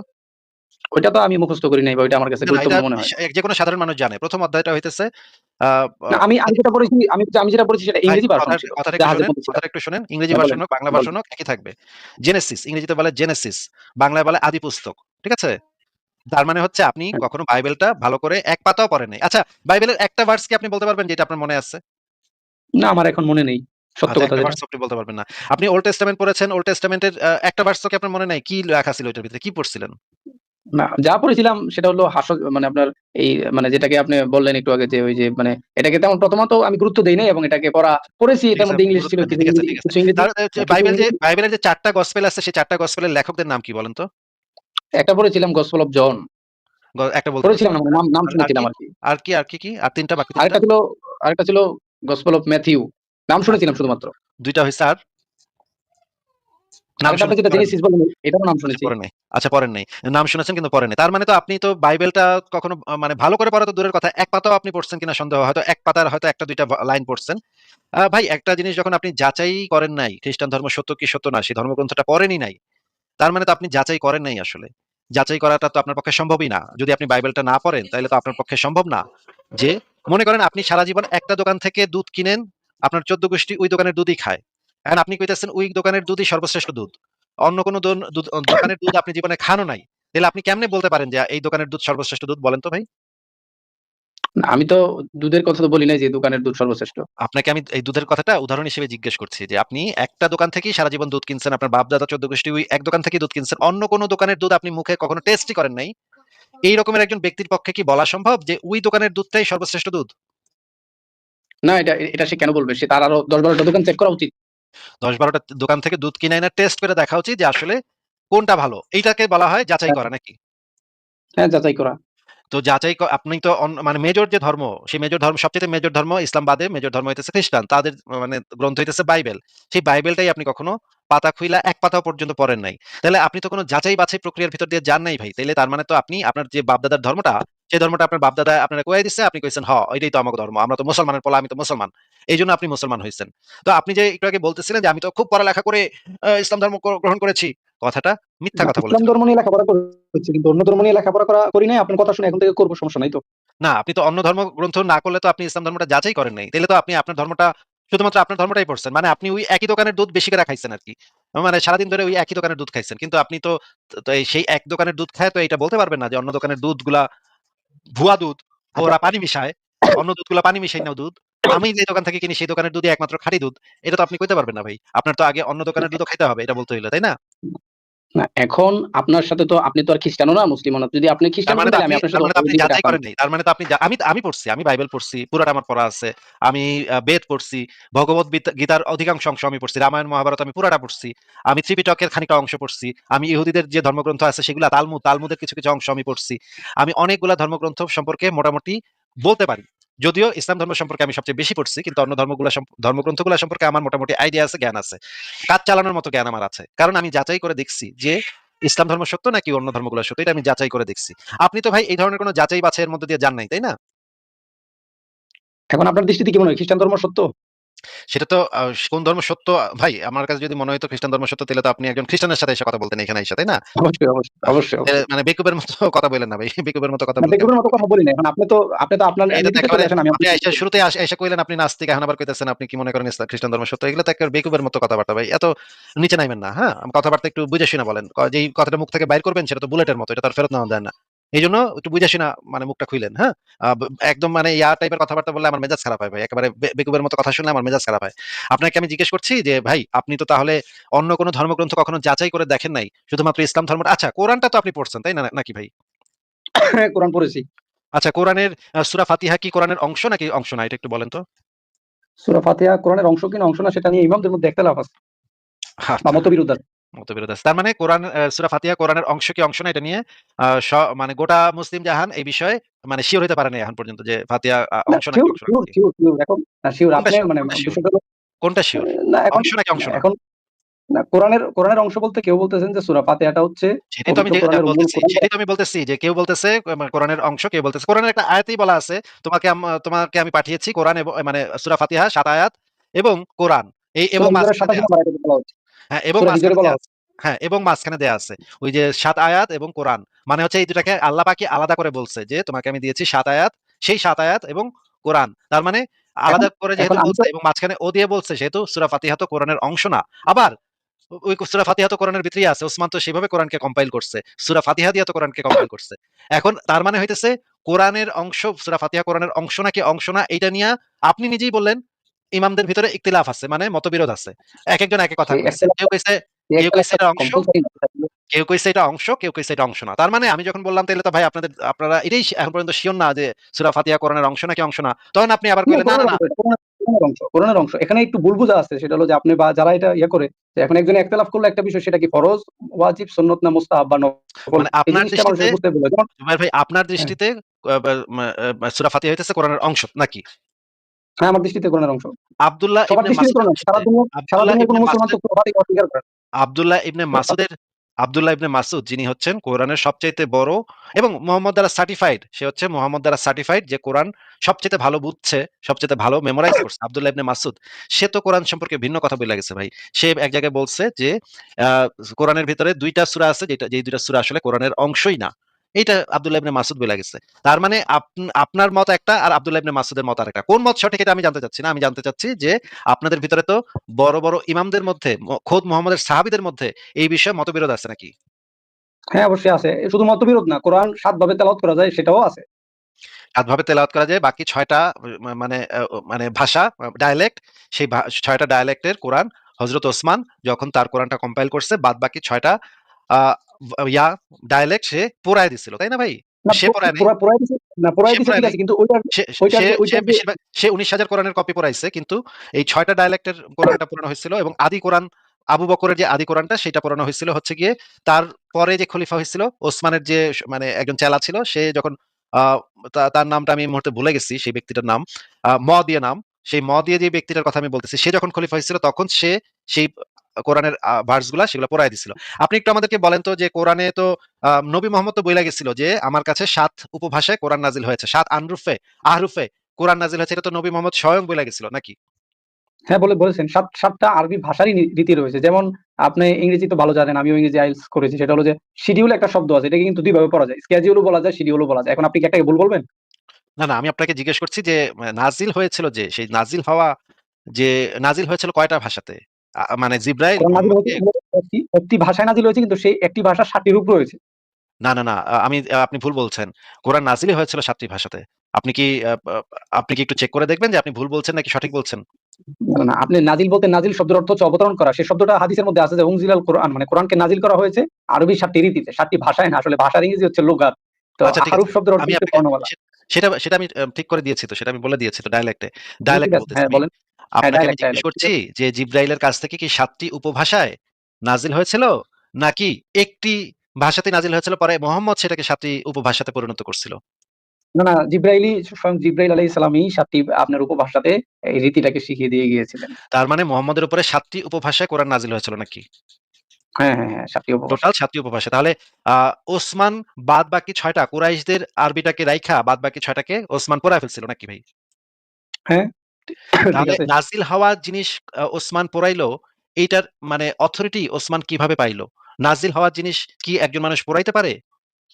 না, এখন বিষয় হলো, একটা জিনিস যদি আপনার হার্টের মধ্যে রিভিল করা হয় বা সেন্ড ডাউন করা হয়, সেটা যদি আপনি কাগজে পুড়িয়ে দেন, সেটা তো কোনো সমস্যা নাই। আর কোরআন না, না, একমাত্র আপনাকে আমি গ্রন্থ জিজ্ঞেস যেটা করছি ভাই, পরলোক আপনি আমার প্রশ্নটা একটু ভালো করে শুনে তারপর উত্তর দেন।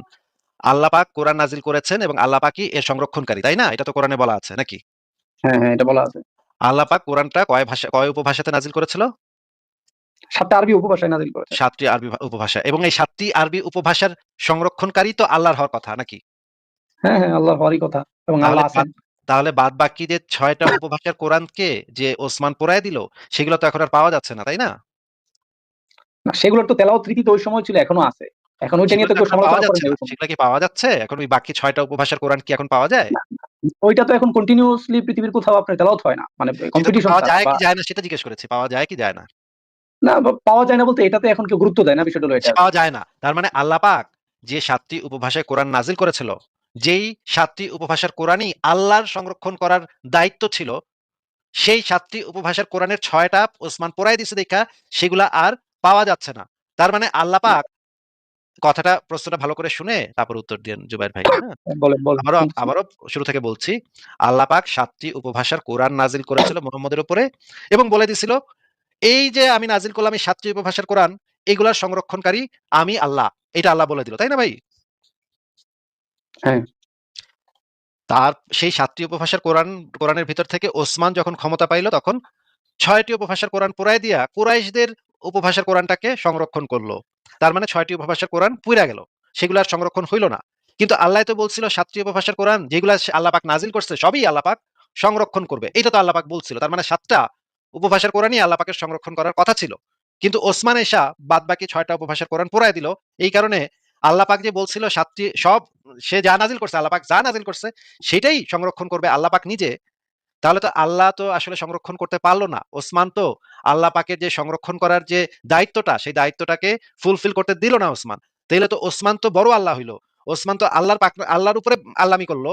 আল্লামি কইরা তারপরে সে ৬ টা উপভাষার কোরআনকে পুড়ায় দিল। তাইলে আল্লাহর যে বাণীটা ছিল যে আমি কোরআন নাজিল করেছি এবং আমি এর সংরক্ষণকারী, এই কথাটাকে তো ওসমানই ভায়োলেট করে ফেলাইলো ভাই। এটা হচ্ছে আমার প্রশ্ন, এবার আপনি উত্তর দেন। এখন আল্লাহ তো আরবি ভাষায় কোরআন অবতীর্ণ করেছেন। আরবি ভাষাতে করেছে নাকি কার্বি ভাষাতে করেছে এইটা তো আমি প্রশ্ন করিনি ভাই। আমি আপনাকে কি প্রশ্ন করেছি আপনি কিছুই বোঝেন নাই নাকি? মানে আমি আচ্ছা, আপনার কথা বুঝেছি। এখন ঠিক আছে, আপনি আপনি জানতে চাচ্ছেন। ঠিক আছে, আমি আপনাকে তাহলে সরাসরি ইসে থেকে দেখাচ্ছি, হাদিস থেকে দেখাচ্ছি। বুঝতে পারছি যে হ্যাঁ, আপনি আমার কথা প্রশ্ন বুঝেন না ভাই। তাইলে একটু সমস্যা। তাহলে ভালো করে বুঝায় দিতে হবে। দেখেন এখানে সহিহ বুখারী ইসলামিক ফাউন্ডেশন ৪,৬৩০ নম্বর হাদিস। কুরআন ৭ উপভাষায় নাজিল হয়েছে, আঞ্চলিক ভাষায় নাজিল হয়েছে। এখানে মোহাম্মদ বলতেছে, আ এই কুরআন ৭ উপভাষায় নাজিল করা হয়েছে। সুতরাং তোমাদের জন্য যা সহজতর সে পদ্ধতিতে তোমরা পাঠ করো। মানে মোহাম্মদের কাছেই ৭ টা উপভাষার আঞ্চলিক ভাষাতে কোরআনটা নাজিল করা হয়েছিল এবং মোহাম্মদ বলে দিয়েছে তোমাদের যেটা ভাল লাগে সেটা তোমরা পড়ো, যেটা সহজ লাগে সেটা পড়ো। কোন সমস্যা নেই। ঠিক আছে। এই জিনিসটা আমরা জানতে পারলাম। এবার আমরা দেখি যে ঘটনা কি ঘটলো। এবার বুখারী শরীফ ইসলামিক ফাউন্ডেশন ৪,৬২৬ নম্বর হাদিসে আমরা দেখি। আ এখানে দেখেন, এ সময় ওসমান ৩ জন কুরাইশী ব্যক্তিকে বললেন, কুরআনের কোন বিষয় যদি যায়েদ ইবনে সাবিতের সাথে তোমাদের মতপার্থক্য দেখা দেয়, তাহলে তোমরা তা কুরাইশদের ভাষায় লিপিবদ্ধ করবে। কারণ কুরআন তাদের ভাষায় অবতীর্ণ হয়েছে। এই কথাটা একটা ভুল কথা। ওসমান যেটা বলছে সেটা একটা ভুল কথা। কারণ কুরআন শুধুমাত্র কুরাইশদের ভাষায় লিপিবদ্ধ হয় নাই। কুরআন নাজিল হয় নাই। কুরআন নাজিল হয়েছে ৭ টি উপভাষা, যেটা মুহাম্মদ বলছে। ওসমান এখানে পাকনামি করে বলতেছে যে না, শুধুমাত্র মানে শুধু কুরাইশদের ভাষাতেই তোমরা লিখবা, কারণ কোরআনটা তাদের ভাষায় অবতীর্ণ হয়েছে। এরপরে কি করলো ওসমান? তারপর তিনি কোরআনের লিখিত মাসহাফ সমূহের একখান মাসহাফ এক প্রদেশে পাঠিয়ে দিলেন এবং এতদ ভিন্ন আলাদা আলাদা বা একত্রে সন্নিবেশিত কোরআনের যে কপি সমূহ রয়েছে তা জ্বালিয়ে দেওয়ার নির্দেশ দিলেন। মানে বাদবাকি যে 6টা উপভাষার কোরআন বিভিন্ন কাগজে টাগজে লেখা ছিল, সেগুলো ওসমানের নির্দেশে সেগুলো তখন পোড়ায় ফেলা হইল। তার মানে এই আল্লাহ পাক যে 6টা কোরআন, মানে বাদবাকি যে 6টা উপভাষার কোরআন নাজিল করছিল, সেই 6টা উপভাষার কোরআনকে ওসমান পুরায় ফেললো। কিন্তু এখানে নবী বলে গেছিল তোমাদের কাছে 7টা ভাষায় নাজিল করা হয়েছে, যেটা তোমাকে ভালো লাগে তোমরা সেটা পড়বা। মানে 7টা উপভাষার কোরআনই আল্লাহ পাকই নাজিল করছিল তার কাছে, এবং আল্লাহ পাক এটাও বলছে যে আমি কোরআন নাজিল করেছি এবং আমি এই কোরআনের সংরক্ষণকারী, এটাও আল্লাহ পাক কোরআনের ভিতরে বলছে। তাহলে এখানে দেখা যাচ্ছে যে 6টি উপভাষার কোরআন ওসমান পুরায় ফেলছে। তাহলে ভাই এটা হইলো কেমনে? তাহলে তো মিললো না, তাহলে তো ঘটনা প্যাচ খেয়ে গেল। তাহলে তো আল্লাহর কথা, আল্লাহ যে বললো যে কোরআনকে আমি নাজিল করেছি এবং আমি এর সংরক্ষণকারী, তাহলে তো আল্লাহ তো ওই 6টা উপভাষার কোরআন যেই উপভাষাগুলোতে আল্লাহ পাক নাজিল করছিল সেগুলো তো আল্লাহ পাক আর সংরক্ষণ করতে পারে নাই। তাহলে তো আল্লাহ পাক এখানে ভুল প্রমাণিত হইলো, আল্লাহ পাক তো তার দায়িত্ব পালন করতে ব্যর্থ হইলো। আপনাকে এই প্রশ্নটা করেছি, এবার আপনি উত্তর দেন ভাই। হ্যাঁ, আপনি যে প্রশ্ন করেছেন সেটা আমি বুঝেছি এবং সেটার ইতিহাসও আমি পড়েছি। কিন্তু বিষয়টা হলো ওইটা বিষয় না। বিষয় হলো আপনি যে বললেন যে আল্লাহ তাআলা কোরআনকে সংরক্ষণ করতে পারেন নাই বা তিনি বাকি 6টা উপভাষাকে পুড়িয়ে দিয়েছেন। এখন আমার প্রশ্ন, তো ওই 6 ভাষাতে তিনি পুড়িয়ে দিয়েছেন, এটা তো কেউ সমালোচনা করে না ওই সময়। ভাই সমালোচনা করছে নাকি করে নাই সেটা তো আমার প্রশ্ন না ভাই। সমালোচনা করলেই কি যায় যেমন আসে, আপনার না করলে আপনার কি যায় আসে? আপনাকে আমি যেটা জিজ্ঞেস করেছি ভাই, ভাই ওসমানকে হত্যা করা হয়েছিল এই কোরআন বিকৃত করার অভিযোগে। সেটা আমি আপনাকে একটু পরে বের করে দেখাবো। হ্যাঁ? ওসমান যে কোরআন নিয়ে টালটি-বাল্টি করছে এইজন্য যে মুহাম্মদের খোদ সাহাবীরা মিল্লা টাইন্না দাড়ি ধরে টাইন্না টানতে, টানতে হেঁচড়াইতে আবু বকরের পোলা ওসমানের দাড়ি ধরে টানতে, টানতে প্রাসাদ থেকে নামায় নিয়া ওসমানের খুন করছে তার দলবল মিলা। এইটা আমি একটু পরে আপনাকে দেখাবো। তার আগে আপনি একটু বইলে নেন সমালোচনা করছে নাকি করে নাই সেটা নিয়ে আমরা পরে কথা বলবো। আব্দুল্লাহ ইবনে মাসউদ মানে বলছে, সরাসরি বলছে যে এই যে কোরআনটা লিখিত হইছে, এই কোরআনটা লিপিবদ্ধ করার দায়িত্বপ্রাপ্ত সাহাবী ছিল, সে তখন কাফেরের পেটে ছিল যখন আমি ইসলাম কবুল করি। গালি দেয়া বলছে, কাফেরের বাচ্চা বলছে, এই সাবিতকে কাফেরের বাচ্চা বলছে, এই আব্দুল্লাহ ইবনে মাসউদ গালি দেয়া বলছে। সেগুলো আমি আপনাকে দেখাবো যে সমালোচনা হয়েছে নাকি হয় নাই। আপনাকে আপাতত যেটা জিজ্ঞেস করছি, আল্লাহ যে বলল যে কোরআন আমি নাজিল করেছি এবং আমি এর সংরক্ষণকারী, এই কথাটা তো তাইলে আমরা দেখতে পাচ্ছি 6টি উপভাষার কোরআন আল্লাহ পাক সংরক্ষণ করতে পারলো না। তাহলে তো আল্লাহ পাক ব্যর্থ হইল। এটার উত্তরটা দেন। না, এখন আমি আপনাকে সেটা কথা বলতেছি যে ওই উত্তর দেওয়ার আগে আমি আরেকটা কথা বলে নিই। এখন 6 ভাষাতে 6টি উপভাষা বা 7টি উপভাষা যে তিনি কোরআন অবতীর্ণ করলেন, তো সেটা তো আমি যত বড় বাংলাদেশের যত বড় যারা বিজ্ঞ পণ্ডিতই হোক না কেন, তারা তো আরবদের চাইতে বেশি ওই ভাষা সম্পর্কে জানবে না, জানবে? ভাই কারা বেশি এখন জানবে কারা কম জানবে সেটা নিয়ে আমার কোনো প্রশ্ন নাই ভাই। আমার প্রশ্ন হচ্ছে যে আল্লাহ পাক 7টি উপভাষার কোরআন নাজিল করছিল, সেটার ভিতরে 6টা ওসমান পুরাই দিছে, সেগুলো আর সংরক্ষিত হয় নাই। তার মানে আল্লাহ যে সংরক্ষিত বলছিল হয়নি আমি তাহলে কোরআনকে নাজিল করেছি, আল্লাহ পাক যে বলছিল আমি কোরআনকে নাজিল করেছি, আমি এর সংরক্ষণকারী, এই কথাটার সাথে সাথে তখন ভায়োলেট হয়ে গেল। আল্লাহ পাক তখন ব্যর্থ প্রমাণিত হইল, কারণ আল্লাহ পাক তার নাজিলকৃত বাদবাকি 6টি উপভাষার কোরআনকে সংরক্ষণ করতে পারল না। আমার প্রশ্ন হচ্ছে না, এইটা। না, এটা ভায়োলেট হয় নাই। তো এখনো সারা দুনিয়ার মধ্যে 7 ভাষার কারি রয়েছেন বা 7 ভাষায় তারা কোরআনের একটু এক্সপার্ট, আমাকে বের করে কোরআনের দেখান। তেলাওয়াত ওই হয়। ওই আয়াত মানে ওই উপভাষার কোরআনটা একটু বের করে দেখান আমাকে। একটা বের করে দেখাতে পারলেই হবে। দেখান। আমি তো আপনার সাথে আসলে এই বিষয়ে ডিবেট আমি আমাকে বের বসি করে নাই। যার দেখান কারণে আমি 6 আপনাকে উপভাষার যে কোরআনগুলা ওসমান জ্বালায় দিছিল, সেই একটা উপভাষার কোরআন বের করে দেখান ওইটা দেখি। ওইটা তেলাওয়াত আছে, ওইটা ওইটা তেলাওয়াত বের আছে করে এবং দেখান। কোরআনে লিপিবদ্ধ। ওইটা বের করে দেখান। যেমন আমি আপনাকে বলি, আচ্ছা আমি আপনাকে বের তেলাওয়াত করে করে দেখান ওই শোনাই। যেমন কোরআনটা আপনি কোথায় পাওয়া যাবে? ওই কোরআনটা কোথায় পাওয়া যাবে? ওই যে অন্য উপভাষার কোরআনগুলা কোথায় পাওয়া যাবে? একটা ইয়া দেন। আমরা একটু অনলাইন থেকে বের করে দেখব। দেন বলেন কোথায় পাওয়া যাবে এটা? ঠিক আছে, তো আমি সেটা আপনাকে আমি আপনাকে জুবাইর ভাই মিথ্যা কথা আপনি বলতেছেন কেন? হ্যাঁ, মিথ্যা কথা বলতেছেন কেন? ওই না 6 মিথ্যা কথা উপভাষার কোরআন পাওয়া যায় না ভাই। ওই 6 উপভাষার কোরআন পাওয়া যায় না ভাই। এগুলা ওসমানের সময় একদম পুরায়-টুরায়, এবং তখন মানে মৃত্যুদণ্ড ঘোষণা করছিল। কেউ যদি অন্য উপভাষার কোরআন যদি আবার তারা বই-টই বানায়, তখন তাদের বিরুদ্ধে জিহাদ করছে ওসমান। আপনি কি বলেন ভাই? মিথ্যা কথা কেন বলতেছেন?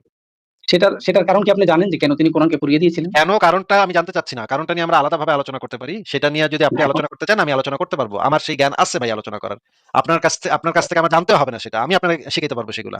আপনাকে আপাতত আচ্ছা যেটা যাক, জিজ্ঞেস করতেছি, ঠিক আছে বলে তো ভালো। জুবাইর ভাই, আচ্ছা ঠিক আছে, জুবাইর এই ভাই মুহূর্তে আপনাকে এই মুহূর্তে আপাতত আমি রেফারেন্স আমি ভাই, আমি আমার ভাই, ভাই কথাগুলো আমি ক্লিয়ার করব। আপনাকে এই গ্যারান্টি দিতে পারি বাংলাদেশের অনেক বড় আলেমকে আমি ইসলাম শিখাইতে পারি। এই জ্ঞান আমার আছে ইসলাম সম্পর্কে। হ্যাঁ? আমার সাথে যাক, থাকলে তো হুদাই ভালো, পাঙ্গা নিয়েন না। থাকলে তো আমার ভালো। সাথে হুদাই পাঙ্গা নিয়েন না, পারবেন না। আপনাকে যেটা জিজ্ঞেস না, করছি শুধুমাত্র সেটুকুর উত্তর দেন ভাই, যে ৬ টি উপভাষার কোরআন তো ওসমান পুরাই দিছে। তাহলে তো আল্লাহ পাকের যে কথাটা আমি কোরআন নাজিল করেছি এবং আমি কোরআনের সংরক্ষণকারী, এই কথাটা তো সেখানে ভায়োলেট হইল। বাদবাকি ৬ উপভাষার কোরআন গেল কোথায় ভাই? ওসমান কেন পোড়াইলো? এবং ওসমান যে এই কামটা করলো, এখন তো আল্লাহ পাকরে তো ভুল প্রমাণ করে দিল ওসমান। এখন বলেন কি বলবেন আপনি? এখন যে পৃথিবীতে যে কোরআনটা এখন চলমান আছে, এটা কি তাহলে ভুল আপনার দৃষ্টিতে? এটা ওসমানী কোরআন, এবং ওসমানী কোরআনটাকে আবারও কয়েকবার এদিক সেদিক করা হয়েছে। সেটার আবার কয়েকটা ভার্সন আছে। সেই ভার্সনগুলো সেই ভার্সনগুলোর একটা ভার্সন আপনি পড়েন। হাফস কোরআন একটা আছে। জানেন তো এগুলো না, নাকি এটা ভাই? তো আমি আপনাকে বলি, রেওয়ায়াত হাফস ইবনে আসিমের তেলাওয়াত আমরা করি আরকি, পড়ি। হ্যাঁ, হাফসের কোরআন আপনারা পড়েন। কিন্তু আবার যদি আপনি হ্যাঁ। আফ্রিকার দিকে যান সেখানে আবার ভিন্ন আরেক ধরনের আরেকটা ওইটাই তো ডায়ালেক্ট এর ওইটাই কোরআন তো আমি আপনি পাবেন। বলতে চাচ্ছি যে ওইটাই তো আমি আপনাকে বলছি যে না, না তেলাওয়াত তো ওটা আছে, তো তেলাওয়াত তো বিদ্যমান না, আছে। না ভাই, আপনি না জানতে ভাই। চাচ্ছেন যে না, আপনি ভুল জানতে বলতেছেন চাচ্ছেন ভাই। যে এটার ভুল ইয়াটা বলতেছেন ভাই। কোথায়, মানে জুবাইর ভাই টেক্সটটা ভুল কোথায় বা বলতেছেন। আপনার বুকটা কোথায়? ভাই ভুল বলতেছেন জি ভাই। বলেন। ওই ৬ উপভাষার কোরআন তো পাওয়া যায় না। এই ওসমানের কোরআনের যে উপভাষাগুলা, এই ওসমানের কোরআনের যে ডায়ালেক্ট গুলা সেগুলো আপনি পাইতে পারেন। কিন্তু ৬ উপভাষার কোরআন তো তখনই শেষ হয়ে গেছে। তখন ওগুলা তো আর নাই। না, আমি আচ্ছা ঠিক আছে, আমি আপনার সাথে একমত যে ৬ উপভাষা কোরআন এখন পৃথিবীতে নাই, কিন্তু তেলাওয়াত আছে। তাহলে তো আল্লাহ পাক তো সেই জিনিসটা সংরক্ষণ করতে পারে নাই। তাইলে আপনি আমাকে ৬ টা না, সেই আল্লাহ তো এখন আল্লাহ তো সংরক্ষণ করতেছেন। তো এখন যে কোরআন, এটা তো লাস্ট টু লাস্ট আল্লাহ তাআলা সংরক্ষণ করছেন। কিভাবে করছেন? না, সেটা না আল্লাহ পাক তো পাঠ্যপুস্তকে আছে। শুধু তো এই এক ডায়ালেক্টের তো পাঠায় নাই। আল্লাহ পাক তো ৭ ডায়ালেক্টের পাঠাইছিল। তাহলে তো ৭ টা ডায়ালেক্টের কোরআন আপনাদের মুখস্থ করা উচিত এখন। আপনারা যদি না, কোরআনে হাফেজ হতে চান, পরিপূর্ণ হাফেজ হতে চান, আল্লাহ পাক যা নাজিল করছে সবকিছু আপনাদের মুখস্থ করার কথা। যেই ৭ টি উপভাষায় নাজিল হইছে সেই প্রত্যেকটা উপভাষা আপনাদের মুখস্থ করার কথা। কিন্তু আপনারা তো সেগুলো করতেছেন না ভাই। বাকি ৬ টা তো আপনারা পাইবেনই না। একটা উপভাষার কোরআন কুরাইশদের যে আরামাইক কোরআন, মানে কুরাইশদের যে আরামাইক যে মানে আরবি ভাষা ছিল, সেই উপভাষার কোরআনটাকে আপনারা এখন পড়তে পারতেছেন। কিন্তু এইটার ডায়ালেক্ট তো ভিন্ন জায়গায় ভিন্ন জায়গায় ভিন্ন ছিল। যাই হোক জুবাইর ভাই, অলরেডি আপনাকে আমি দেখাই দিছি। আপনি হয়তো এখন একটু আ মানে ইসের ভিতরে পড়ে গেছেন, ঝামেলার ভিতরে পড়ে গেছেন যে কি উত্তর দিবেন। না, ঝামেলাতে পড়ি নাই। ঝামেলাতে পড়ি আপনি নাই। হয়তো উত্তর এখনো দিতে পারতেছেন না। আপনি এক কাজ করতে পারেন, এই জিনিসটা নিয়ে একটু গবেষণা করতে পারেন। গবেষণা করে যদি আপনার আরেকটু পড়ালেখা করতে হয়, পড়ালেখা করে তারপর আপনি আসতে পারেন। কোন সমস্যা নাই। আমার লাইভ খোলা থাকবে। আ এবার জুবাইর ভাই, আপনি যে সেই প্রশ্নটা করতেছিলেন, সেই শুরুর যে প্রশ্নটা যে আপনি তো আ ব সেই প্রশ্নটা শেষ করেন ভাই। হ্যাঁ? হ্যাঁ, অবশ্যই। ঠিক আছে, ধন্যবাদ আপনি আবার বিষয়ে ফিরে আসার জন্য। সেটা হলো যে আমার কয়েকটা প্রশ্ন ছিল। আমি কি একটা বলেই শেষ করে দিব না আরো কন্টিনিউ করব? একটাই করেন আজকে, আবার আবার আইসেন। আমরা তো লাইভ তো সবসময় করি। আবারও আসতে পারবেন, অসুবিধা তো নাই। আচ্ছা, আজকে তো একটাই করেন ঠিক আছে, নাকি? ঠিক আছে, ধন্যবাদ। একটা প্রশ্নই আপনাকে করি, সেটার উত্তর দিয়ে আশা করি আপনি উত্তর দিবেন। তো সেটা হচ্ছে যে, যেমন আমি বিয়ে করেছি আজকে ১ মাস হয়। তো এখন স্বাভাবিকভাবে বায়োলজিক্যালি বিয়ের তো ১০ মাস বা ৯ থেকে ১০ মাসের মধ্যেই তো বাচ্চা হয় নাকি? ভাই ১০ মাসের ভিতরে বাচ্চা হবে কি হবে না সেটা তো ভাই কেউ কইতে পারে না ভাই। না, ধরেন মানে ফর এক্সাম্পল হয়তো এটাই তো আমরা মানে দেখতেছি, এরকম মনে ন্যাচারাল করেন ভাবেই তো মনে দেখতেছি। করেন আপনি সাহাবীদের মতো আজল করলেন। হ্যাঁ? আজল মানে তো না, বুঝেন। না, না। নবীর সাহাবীরা ওইটাতে আমি যখন ওইটা আজলে আজলে গেলাম না। যুদ্ধবন্দী আমি যুদ্ধবন্দী একদম যুদ্ধবন্দী ন্যাচারাল। নারীদেরকে যখন ধরে আনতো, আপনার নবীর সাহাবীরা যখন যুদ্ধবন্দী নারীদেরকে ধরে আনতো, তখন সেই মেয়েদেরকে বাইন্দা আনতো যখন, তখন তাদের সাথে আজল করত। কারণ কি জানেন? কারণ হইলো এই আজল-টাজল কইরা পেটে বাচ্চা দেওয়া যাইব না। পেটে বাচ্চা দিলে তো বাজারে নিয়ে সেই মেয়েদেরকে বিক্রি করা যায় না। এইজন্য আপনার নবীর সাহাবীরা করতো কি, আজল করতো এবং নবীরে গিয়ে জিগাইছে যে, আচ্ছা, "হুজুর যাই হোক, আমরা ওই কি।" বিষয়ে ওই বিষয়ে জুবাইর ভাই, আমরা আলোচনা পরে করব। জুবাইর ভাই, আমার হ্যাঁ। কথাটা তো শেষ করতে দেন। কথাটা তো শেষ করতে দেন। আপনার নবীর সাহাবীরা যখন যুদ্ধ কইরা কাফের মেয়েদেরকে বাইন্দা ধরে নিয়ে আসতো, কাফের দেরকে মাইরা তাদের মা বেটিদেরকে আপনার নবীর সাহাবীরা যখন বাইন্দা ধইরা আনতো, তখন সেই মেয়েদের কে ধর্ষণ করার সময় আপনার নবীর সাহাবীরা করতো কি? আজল করতো। আজল করার সময় আবার করতো কি? যে পাট করে বাইরে ফেলা দিত। যেন বাচ্চা না হয়। ঠিক আছে? বাচ্চা হইলে কি সমস্যা? বাচ্চা হইলে আবার সাহাবীরা এবার বলতো যে, "বাচ্চা হইলে তো বাজারে নিয়ে এই মাইয়াগুলারে বেচন যাইব না। বাজারে তো আমরা বেচতে চাই। এই মাইয়াগুলারে তো আবার বাজারে নিয়ে আমরা বেচতে চাই। খোলা বাজারে, দাসীর বাজারে নিয়ে আমরা বেচবো এই মেয়েগুলারে। সেই বাজারে অন্য লোকেরা আইসা এই দাসীগুলারে টিপা-টুপা দেখবে, তারপর কিনা নিয়ে যাবে।" তারপরে আপনার সাহাবীরা এইজন্য নবীরা এসে জিজ্ঞেস করল যে, "নবী আমরা কি আজল করতে পারি?" তো নবী বলল, "আচ্ছা ঠিক আছে কর। অসুবিধা নাই। করতে পারো। দাসীদের সাথে করতে পারো আজল।" তখন আপনার নবী এটার অনুমতি দিছিল যে আপনার সাহাবীরা যেন তাদের দাসীবান্দির সাথে বা যুদ্ধবন্দী নারীদের সাথে এই যে ধর্ষণ করার সময় এই আজল পদ্ধতি এপ্লাই করতে পারে। আপনি যদি চান তাহলে আমি সেই হাদিসগুলো আপনাকে বের করে দেখাতে পারি। না, তো আমি দেখুন, যেটা এটা কোনো আপনাকে প্রয়োজন বোঝাতে নেই। চাচ্ছি এখানে কোনো প্রয়োজন আমি আপনাকে যেটা প্রয়োজন নেই। বোঝাতে চাচ্ছি আপনি আপনাকে যেটা বোঝাতে চাচ্ছি, আপনি চাইলে আজলও করতে পারেন। চাইলে আপনি মানে কন্ডম যদিও আপনার ইসলাম ধর্মে হারাম। আপনি স্ত্রীর সাথে কন্ডম ব্যবহার করতে পারবেন না। কোন জন্ম নিয়ন্ত্রণ পদ্ধতি ব্যবহার করতে পারবেন না। তবে আজল করতে পারেন। একটা হালাল পদ্ধতি আছে। হালাল পদ্ধতিতে আপনি আজল করতে পারেন। তো ১০ মাসে বাচ্চা নাও হইতে পারে। এটা তো ভাই, এটা তো অনেক কিছুর উপর নির্ভর করে। আপনার ওয়াইফের বয়স, তার আসলে আছে নাকি, বাচ্চা জন্ম দেওয়ার মানে ক্যাপাবিলিটি আছে নাকি, আপনার বাচ্চা জন্ম দেওয়ার ক্যাপাবিলিটি আছে নাকি, এগুলোর অনেক কিছুর উপর নির্ভর করে। আমি তো ভাই কইতে পারি না যে ১০ মাসেই বাচ্চা হইব কি হইব না, বা ৯ মাসে। যদিও ১০ মাসের কথাটা একটা চালু কথা। এটা আসলে বৈজ্ঞানিকভাবে এটা সঠিক না। বাচ্চা সাধারণত হয় ৯ মাসের ভিতরে। ৮.৫ মাস বা ৯ মাসের মধ্যে বাচ্চা হয়ে যায়। আ আ এটা মানে হিসাবটা করতে হয় যখন ওই পিরিয়ডটা হইছে, তখন থেকে ওই হিসাবটা করতে হয়। মানে হচ্ছে গিয়ে গর্ভাশয়টা, মানে হচ্ছে গিয়ে যে ডিম্বাণুটা যখন থেকে শুরু হইছে সেখান থেকে হিসাবটা করতে হয়। সেইটার হিসেবে ৮.৫ মাস থেকে ৯ মাসের ভিতরে বাচ্চা হইতে পারে। বলেন। আচ্ছা, ঠিক আছে। এখন আমার যে প্রশ্নে আমি চলে যাই, সেটা হচ্ছে জনাব নাস্তিক জনাব আসিফ মহিউদ্দিন। মনে করেন যে একটি সন্তান সে ১০ মাস পরেই দুনিয়াতে আসবে। তো এখন দুনিয়াতে আসার আগে আমরা ডিবেট করতেছি। আপনি জানেন যে পৃথিবীতে এতগুলো দেশ আছে। আমি বাংলাদেশে বসে আছি, আপনি জার্মানি বসে আছেন, বার্লিন শহরে বা যেকোনো শহরে আছেন। প্রায় শত দেশ রয়েছে, সাগর রয়েছে, মহাসাগর রয়েছে, মহাবিশ্ব রয়েছে। এটা আপনি আমি জানি। কিন্তু একটা ছোট্ট বাচ্চা যখন সে দুনিয়াতে আসবে বা ১০ মাস আগে, তার নাম সম্পর্কে আমরা জানি না, তার অর্গান সম্পর্কে আমরা জানি না। সে যখন ১০ মাস পরে কমপ্লিটলি একটা হিউম্যান বিইং হিসেবে বা মানুষ বুঝতে হিসেবে সে পেরেছি ভাই, বুঝতে পেরেছি এই ভাই। পৃথিবীর মধ্যে ভাই বুঝতে পেরেছি ভাই। এগুলোর সেই উত্তর অনেক সে বছর আগে থেকে দেয়া আছে ভাই। হ্যাঁ? অনেক বছর আগে থেকে দেয়া আছে। এইজন্য আপনাকে না, আমি এই লেখাটা একটু বের করে দেখাই ভাই। এগুলা না অনেক বছর আগের মানে এগুলা না, না, হচ্ছে না, আমি জমজ বাচ্চার কথা জগৎ বলতেছি না। ছিল। জনাব আসিফ সাহেব, আমার কথাটা ভাই, আপনি প্রশ্ন শেষ করেন, এরপর আপনি দেখেন। আমার ভাই আমার প্রশ্নটা মনে শেষ হয় করি আমি। আমার মনে হচ্ছে যে আপনি এইটাই বলবেন, এই যে জমজ বাচ্চাদের না, যুক্তিবাদী না, না, কথা। আমি এটা বলব না। জমজ বাচ্চার পেটের যুক্তির কথা বাচ্চা বলবো না, আমি কেমনে কথা বলবো। আপনি আমার পেটের বাচ্চা কেমনে জানবে যে বাইরে একটা দুনিয়া আছে? এই টাইপের একটা কথাবার্তা বলবেন আপনি। আপনার কথা শুনে আমার বোঝা শেষ। আমি এইটা নিয়ে বহু বছর আগে এই সমস্ত মানে বাচ্চা পোলাপানের যুক্তির খণ্ডন করে রাখছি এখানে। একটু যদি আপনি সংশয়.com এ ঢুকে এই লেখাটা পড়ে নেন, এইখানে এই বিষয়ে পরিষ্কারভাবে বলা আছে। এবার বলেন। আচ্ছা, আপনি আজকে তাহলে আপনার ১ মিনিটে মতামত দিয়ে শেষ করেন। আপনার এখন বর্তমান মতামত কি? তাহলে যে এই একটা বাচ্চা আসবে ১০ ঠিক মাস পরে, আছে। সেই একটা প্লান পৃথিবী, সেই প্লান পৃথিবী সম্পর্কে জানে না। তো মৃত্যুর পরে আপনি কিভাবে অস্বীকার করেন, বা আমি কিভাবে অস্বীকার করি যে পরকাল বলতে বা একটা জগৎ বলতে কিচ্ছু নাই? ভাই সেটা যদি পেটের বাচ্চা আমি ভাই পেটের বাচ্চা যে এই জিনিসটা বাইরে কি আছে না আছে সেই জিনিসটা আপনি জানেন। আপনি জানার ফলে আপনি এমন একটা উদাহরণ ব্যবহার করতেছেন যেটা আপনি আপনার জ্ঞান থেকে জানেন। ঠিক আছে? এইটাকে কাজে লাগায় আপনি এমন একটা দাবি করতেছেন যেটা সম্পর্কে আপনার কোনো জ্ঞান আসলে নাই। ঠিক আছে? একইভাবে আমি যদি এটা বলি যে আল্লাহ পাক কি জানে যে আল্লাহ পাককে কাল্লা পাক নামক একজন স্রষ্টা সৃষ্টি করেছে? আল্লাহ পাক কেন এটা বিশ্বাস করছে না যে কাল্লা পাক আল্লাহ পাককে সৃষ্টি করেছে? এখন যদি মানে আপনি আমারে জিজ্ঞেস করেন, "ভাই আল্লাহ পাককে কেউ সৃষ্টি করছে এটার প্রমাণ কি?" আমি বলব, "প্রমাণ দেখাবো না।" কারণ হচ্ছে পেটের বাচ্চার মতো আল্লাহ পাকও একটা সত্তা যে তার একটা দুনিয়াতে আছে। সে ভাবতেছে তার কোনো স্রষ্টা নাই। আপনার যে আল্লাহ পাক, আপনার যুক্তিটা আমি আল্লাহ পাকের উপর প্রয়োগ করতেছি। বুঝছেন? মানে হচ্ছে আমি বলতে চাচ্ছি, আল্লাহ পাকের একজন স্রষ্টা আছে যার নাম হচ্ছে কাল্লাল্লাল্লাল্লাহ পাক। হ্যাঁ? এই কাল্লাল্লাল্লাল্লাহ পাক আল্লাহ পাকের সৃষ্টি করেছে।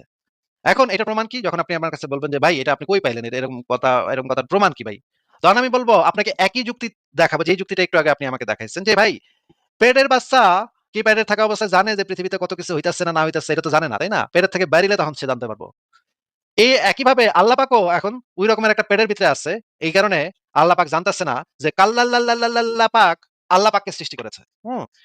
সেই কাল্লাল্লাল্লাল্লাহ পাকটা আছে না? সেই কাল্লাল্লাল্লাহ পাকটা হচ্ছি আমি আসিফ মহিউদ্দিন। ঠিক আছে? আমি মানুষ হইয়া পৃথিবীতে আসছি দেখতে যে আল্লাহ নামক আমার যে বান্দা আল্লাহ পাক, আমার যে দাস আল্লাহ পাক, সেই আল্লাহ পাক পৃথিবীটারে ঠিকঠাক মতো বানাইছে কিনা এটা আমি দেখানোর জন্য মানুষ হয়ে আমি হচ্ছে সেই কাল্লাল্লাল্লাহ পাক। বুঝছেন ভাই? আমি এই পৃথিবীতে এসে দেখতেছি আল্লাহ পাক ঠিকঠাক মতো সবকিছু করতেছে কিনা। ঠিকঠাক মতো না করলে আল্লাহ পাক যখন মরবো তখন ওরে আমি জাহান্নামের নামে নিয়া এমন পিটামু আল্লাহরে বাইন্দা যে ও আর কানতে কিছু বাকি থাকবো না। আমি সেটা যদি যদি এই যুক্তি আপনার দেখাই ক্ষমতা থাকে, জুবাইর ক্ষমতা ভাই আমি আপনি যদি এই যুক্তি জি। দেখাই, তাহলে কি আপনি আমার এই যুক্তিতে আ বিশ্বাস করবেন যে ভালোই তো যুক্তি দিছে আসিফ মহিউদ্দিন। সে হইতেছে কাল্লাল্লাহ পাক, যে হইতেছে আল্লাহ পাকের স্রষ্টা। আল্লাহ পাক যেমন পেটের বাচ্চা যেমন জানে না বাইরের পৃথিবী কি, আল্লাহ পাকও তেমনি জানে না যে তার একজন স্রষ্টা আছে। এই যুক্তি তো আপনি মানবেন না, তাই না? আমি নিশ্চিত যে আপনি এটা যুক্তি মানবেন না। আপনি কইবেন, "ভাই এটা আপনি কেমন কথা কইলেন? এটা তো কোন প্রমাণ নাই। হুদাই আপনি এই সমস্ত বানায় কইতেছেন।" ঠিক না, আসলে তো জুবাইর ঠিক। ভাই, আপনি তো ঠিকই। বানায় বলতেছেন ভাই। এটা তো হ্যাঁ, আর এটা মানা যায় না। ঠিকই। হ্যাঁ, আমি একদম বানায় বলতেছি ভাই। এই বিষয়ে কোন সন্দেহই নেই আমি যে বানায় বলতেছি। আমি আপনার যুক্তিটা কেন একটা লোয়ার লেভেলের সুনাহাগা মার্কা যুক্তি সেটা বোঝানোর জন্য আপনাকে এই উদাহরণটা দিলাম। কারণ এই যুক্তিতে যদি আল্লাহ পাক প্রমাণ আপনি করতে চান, তাহলে একই যুক্তির কাঠামো ব্যবহার করে আমি আল্লাহ পাকের আরেকজন স্রষ্টা কাল্লাল্লাহ পাককে প্রমাণ করতে পারি। আপনি যদি এই যুক্তি ব্যবহার করে আল্লাহ পাককে প্রমাণ করার চেষ্টা করেন, তাহলে আমি এই একই যুক্তির কাঠামো ব্যবহার করে আল্লাহ পাকের আরেকজন স্রষ্টাকে প্রমাণ করার চেষ্টা করতে পারি। তখন তো আর আপনি এটা মানবেন না। কিন্তু যুক্তির কাঠামো তো আপনিও যেটা দিচ্ছিলেন, আমিও একই যুক্তির কাঠামো দিচ্ছি। যুক্তি তো সব ক্ষেত্রে সমান হবে ভাই। যুক্তি তো এক ক্ষেত্রে কাজে লাগবে, এক ক্ষেত্রে কাজে লাগবে না এমন তো হইতে পারে না। আপনি যদি আপনার যুক্তির কাঠামো যদি এটা হয়, আপনার আর্গুমেন্ট যদি এটা হয়, তাহলে আপনার আর্গুমেন্ট দিয়ে আমি আল্লাহ পাকের একজন স্রষ্টা প্রমাণ করতে পারি। সেটা তো ভাই আপনি মানবেন না নিশ্চয়ই। তাহলে আপনার যুক্তিকে অন্যরা কেন মেনে নিবে এটা একটু বলেন। না, ঠিক আছে। আমি বলছি না যে যুক্তি মানার জন্য। আমি জাস্ট আপনার মতামতটাই জানতে চাচ্ছিলাম। ঠিক আছে ভাই, আপনাকে যেটা বলার বলে দিচ্ছি এবং লেখাটা লিখে রাখছি। একটু পড়ে দেখেন। আশা করি ঠিক আছে। আবারও কথা আরেকটা হবে প্রশ্ন, আপনার সাথে। জুবাইর ভাই, আপনাকে কিন্তু আরেকটা আমি প্রশ্ন। জুবাইর ভাই আপনার সাথে তো ভালোভাবে আমরা কথা বলছি, তাই না? আপনি তো কথা বলার না, মতো আমিও কিন্তু আপনার সাথে ভালো ব্যবহার কথা বলেছি। আমি কিন্তু হ্যাঁ, আপনাকে অবশ্যই। কিছু ইনসাল্টিং কিছু বলিনি। অবশ্যই না, আপনি আমি আপনাকে বলাতে আপনি খুবই আচ্ছা, সেটা ভালো মানুষ। সর্বশেষ একটা বিদায়ী অবশ্যই। বিদায়ী সৌজন্যমূলক কথা বলে শেষ করতে চাই। আমিও বিদায়ী নিবো, আপনিও আপনার অনেক আরো দর্শক আছে তাদের সাথে কথা বলবো। সেটা হচ্ছে যে, মনে করেন যে আসিফ মহিউদ্দিনও মারা গেল, আমিও জুবায়ের আহমেদ চলে গেলাম। থাকবো না, তো এটা তো ভাই অস্বীকার এই করার কোনো প্রশ্নের উত্তর দেয়া ইয়ে আছে নাই ভাই। যে এই প্রশ্নের উত্তর ভাই জুবাইর ভাই আরেকটা প্রসঙ্গ না, আপনি তুলতেছেন। এটাকে বলা হয় প্যাসকেলের ওয়েজার, হ্যাঁ? আপনি একটু সংশয়.com এ ঢুকে প্যাসকেল লিখবেন, প্যাসকেল লিখে সার্চ করবেন। আপনি ওইটা একটু পড়ে নেন ভাই। এই প্রশ্নের উত্তর হাজার বার দেয়া হইছে ভাই। আমার YouTube এ আলাদা ভিডিও করে রাখা আছে। এই আপনি এখন যেটা বলতেছেন সেটাও একটা আর্গুমেন্ট, একটা পুরনো আস্তিকবাদী আর্গুমেন্ট যে প্যাসকেলের ওয়েজার বলে যে যদি মইরা যাওয়ার পরে যদি দেখি আল্লাহ পাক খাড়ায় আছে, তাহলে কি করবো ভাই? তাহলে তো ভাই আপনার তো কোনো আপনি এখন তো আপনি তো ভাই এখন বাড়ায় বলবেন। আপনার সাথে আমি আমার তো দেখা ভাই হয়ে গেল বেঁচে কথার যাবো। কথা। ভাই আপনি আপনার বলবেন সাথে যে আমার কথা হয়ে গেল। আপনি বলবেন যে, "ভাই আমি তো বাইচা যাবো আল্লাহ পাক আমি তো অন্ধভাবেই না হয় বিশ্বাস করছি কিন্তু আমি তো আল্লাহ বাইচা যাবো অন্ধ বিশ্বাস কইরা। কিন্তু আপনি তো ভাই নাস্তিক আপনি তো বাড়ায় বলবেন। আল্লাহ তো আপনার মাইরা পিটা তক্তা বানায় দিব।" এই প্রশ্নের উত্তরও ভাই হাজার, হাজার বার দেওয়া হইছে। আপনি একটু কষ্ট করে সংশয়.com এ ঢুকে পড়েন অথবা আমার YouTube চ্যানেলে ঢুকে প্যাসকেল লিখে সার্চ করেন পাবেন। ওইটা আপনি একটু দেখেন, হ্যাঁ? তারপর আপনি যদি আরো ফার্দার আর্গুমেন্ট করতে চান তাহলে পরবর্তী লাইভে আইসেন। তখন ফার্দার আর্গুমেন্ট করব। ঠিক আছে? অবশ্যই। না আপনার সাথে কথা বলবো সমস্যা নাই। আমরা বিতর্ক করতেই পারি সুন্দর ভাষায়, শালীন ভাষায়। তার মানে এই না যে বিতর্ক করার অর্থ এই না যে আসিফ মহিউদ্দিন হেরে গেল, জুবায়ের আহমেদ জিতে গেল। আমরা জ্ঞানের আলোচনা করতে পারি। সেটা ইসলাম উৎসাহ দেয়। না মুমিন কখনো হারতেই পারে না ভাই। মুমিন কখনো হারে না ভাই। এটা তো কি কইলেন ভাই? এটা কোন না কথা কইলেন? নাস্তিকরা সবসময় হেরে মুমিন যায়। মুমিনরা প্রতিদিন হারতে এসে পারে আমার না। দাঁত ভাঙা জবাব দিয়ে যায়। আমাকে হারায় দিয়ে যায়। এটা তো ভাই খুব স্বাভাবিক বিষয়। আমরা সবাই জানি। মুমিনরা অলওয়েজ সেটা জয়ী। হচ্ছে ঠিক আছে? আমি ১ম বলেছি। আ আ ওকে ঠিক আছে। আমি আপনার জন্য সঠিক পথেরই দোয়া করি। খারাপ তো আর বলতে পারি না। যদি আপনি এখনো সঠিক পথে চলে আসেন, হতে পারে আল্লাহ আপনাকে ক্ষমা করবেন। ঠিক আছে ভাই, ভালো থাকেন তাহলে। আপনাকে বিদায় জানাই। আপনার শিশুকামী ওকে। নবীর ধর্ম নেয়ার কোনো ইচ্ছা আমার নাই ভাই। ঠিক আছে ভাই। শিশুকামী নবীর ধর্ম আপনি আমাকে দাওয়াত দিতে আসছেন। এটাই একটা আ মানে উদ্ভট বিষয়। আচ্ছা ঠিক আছে।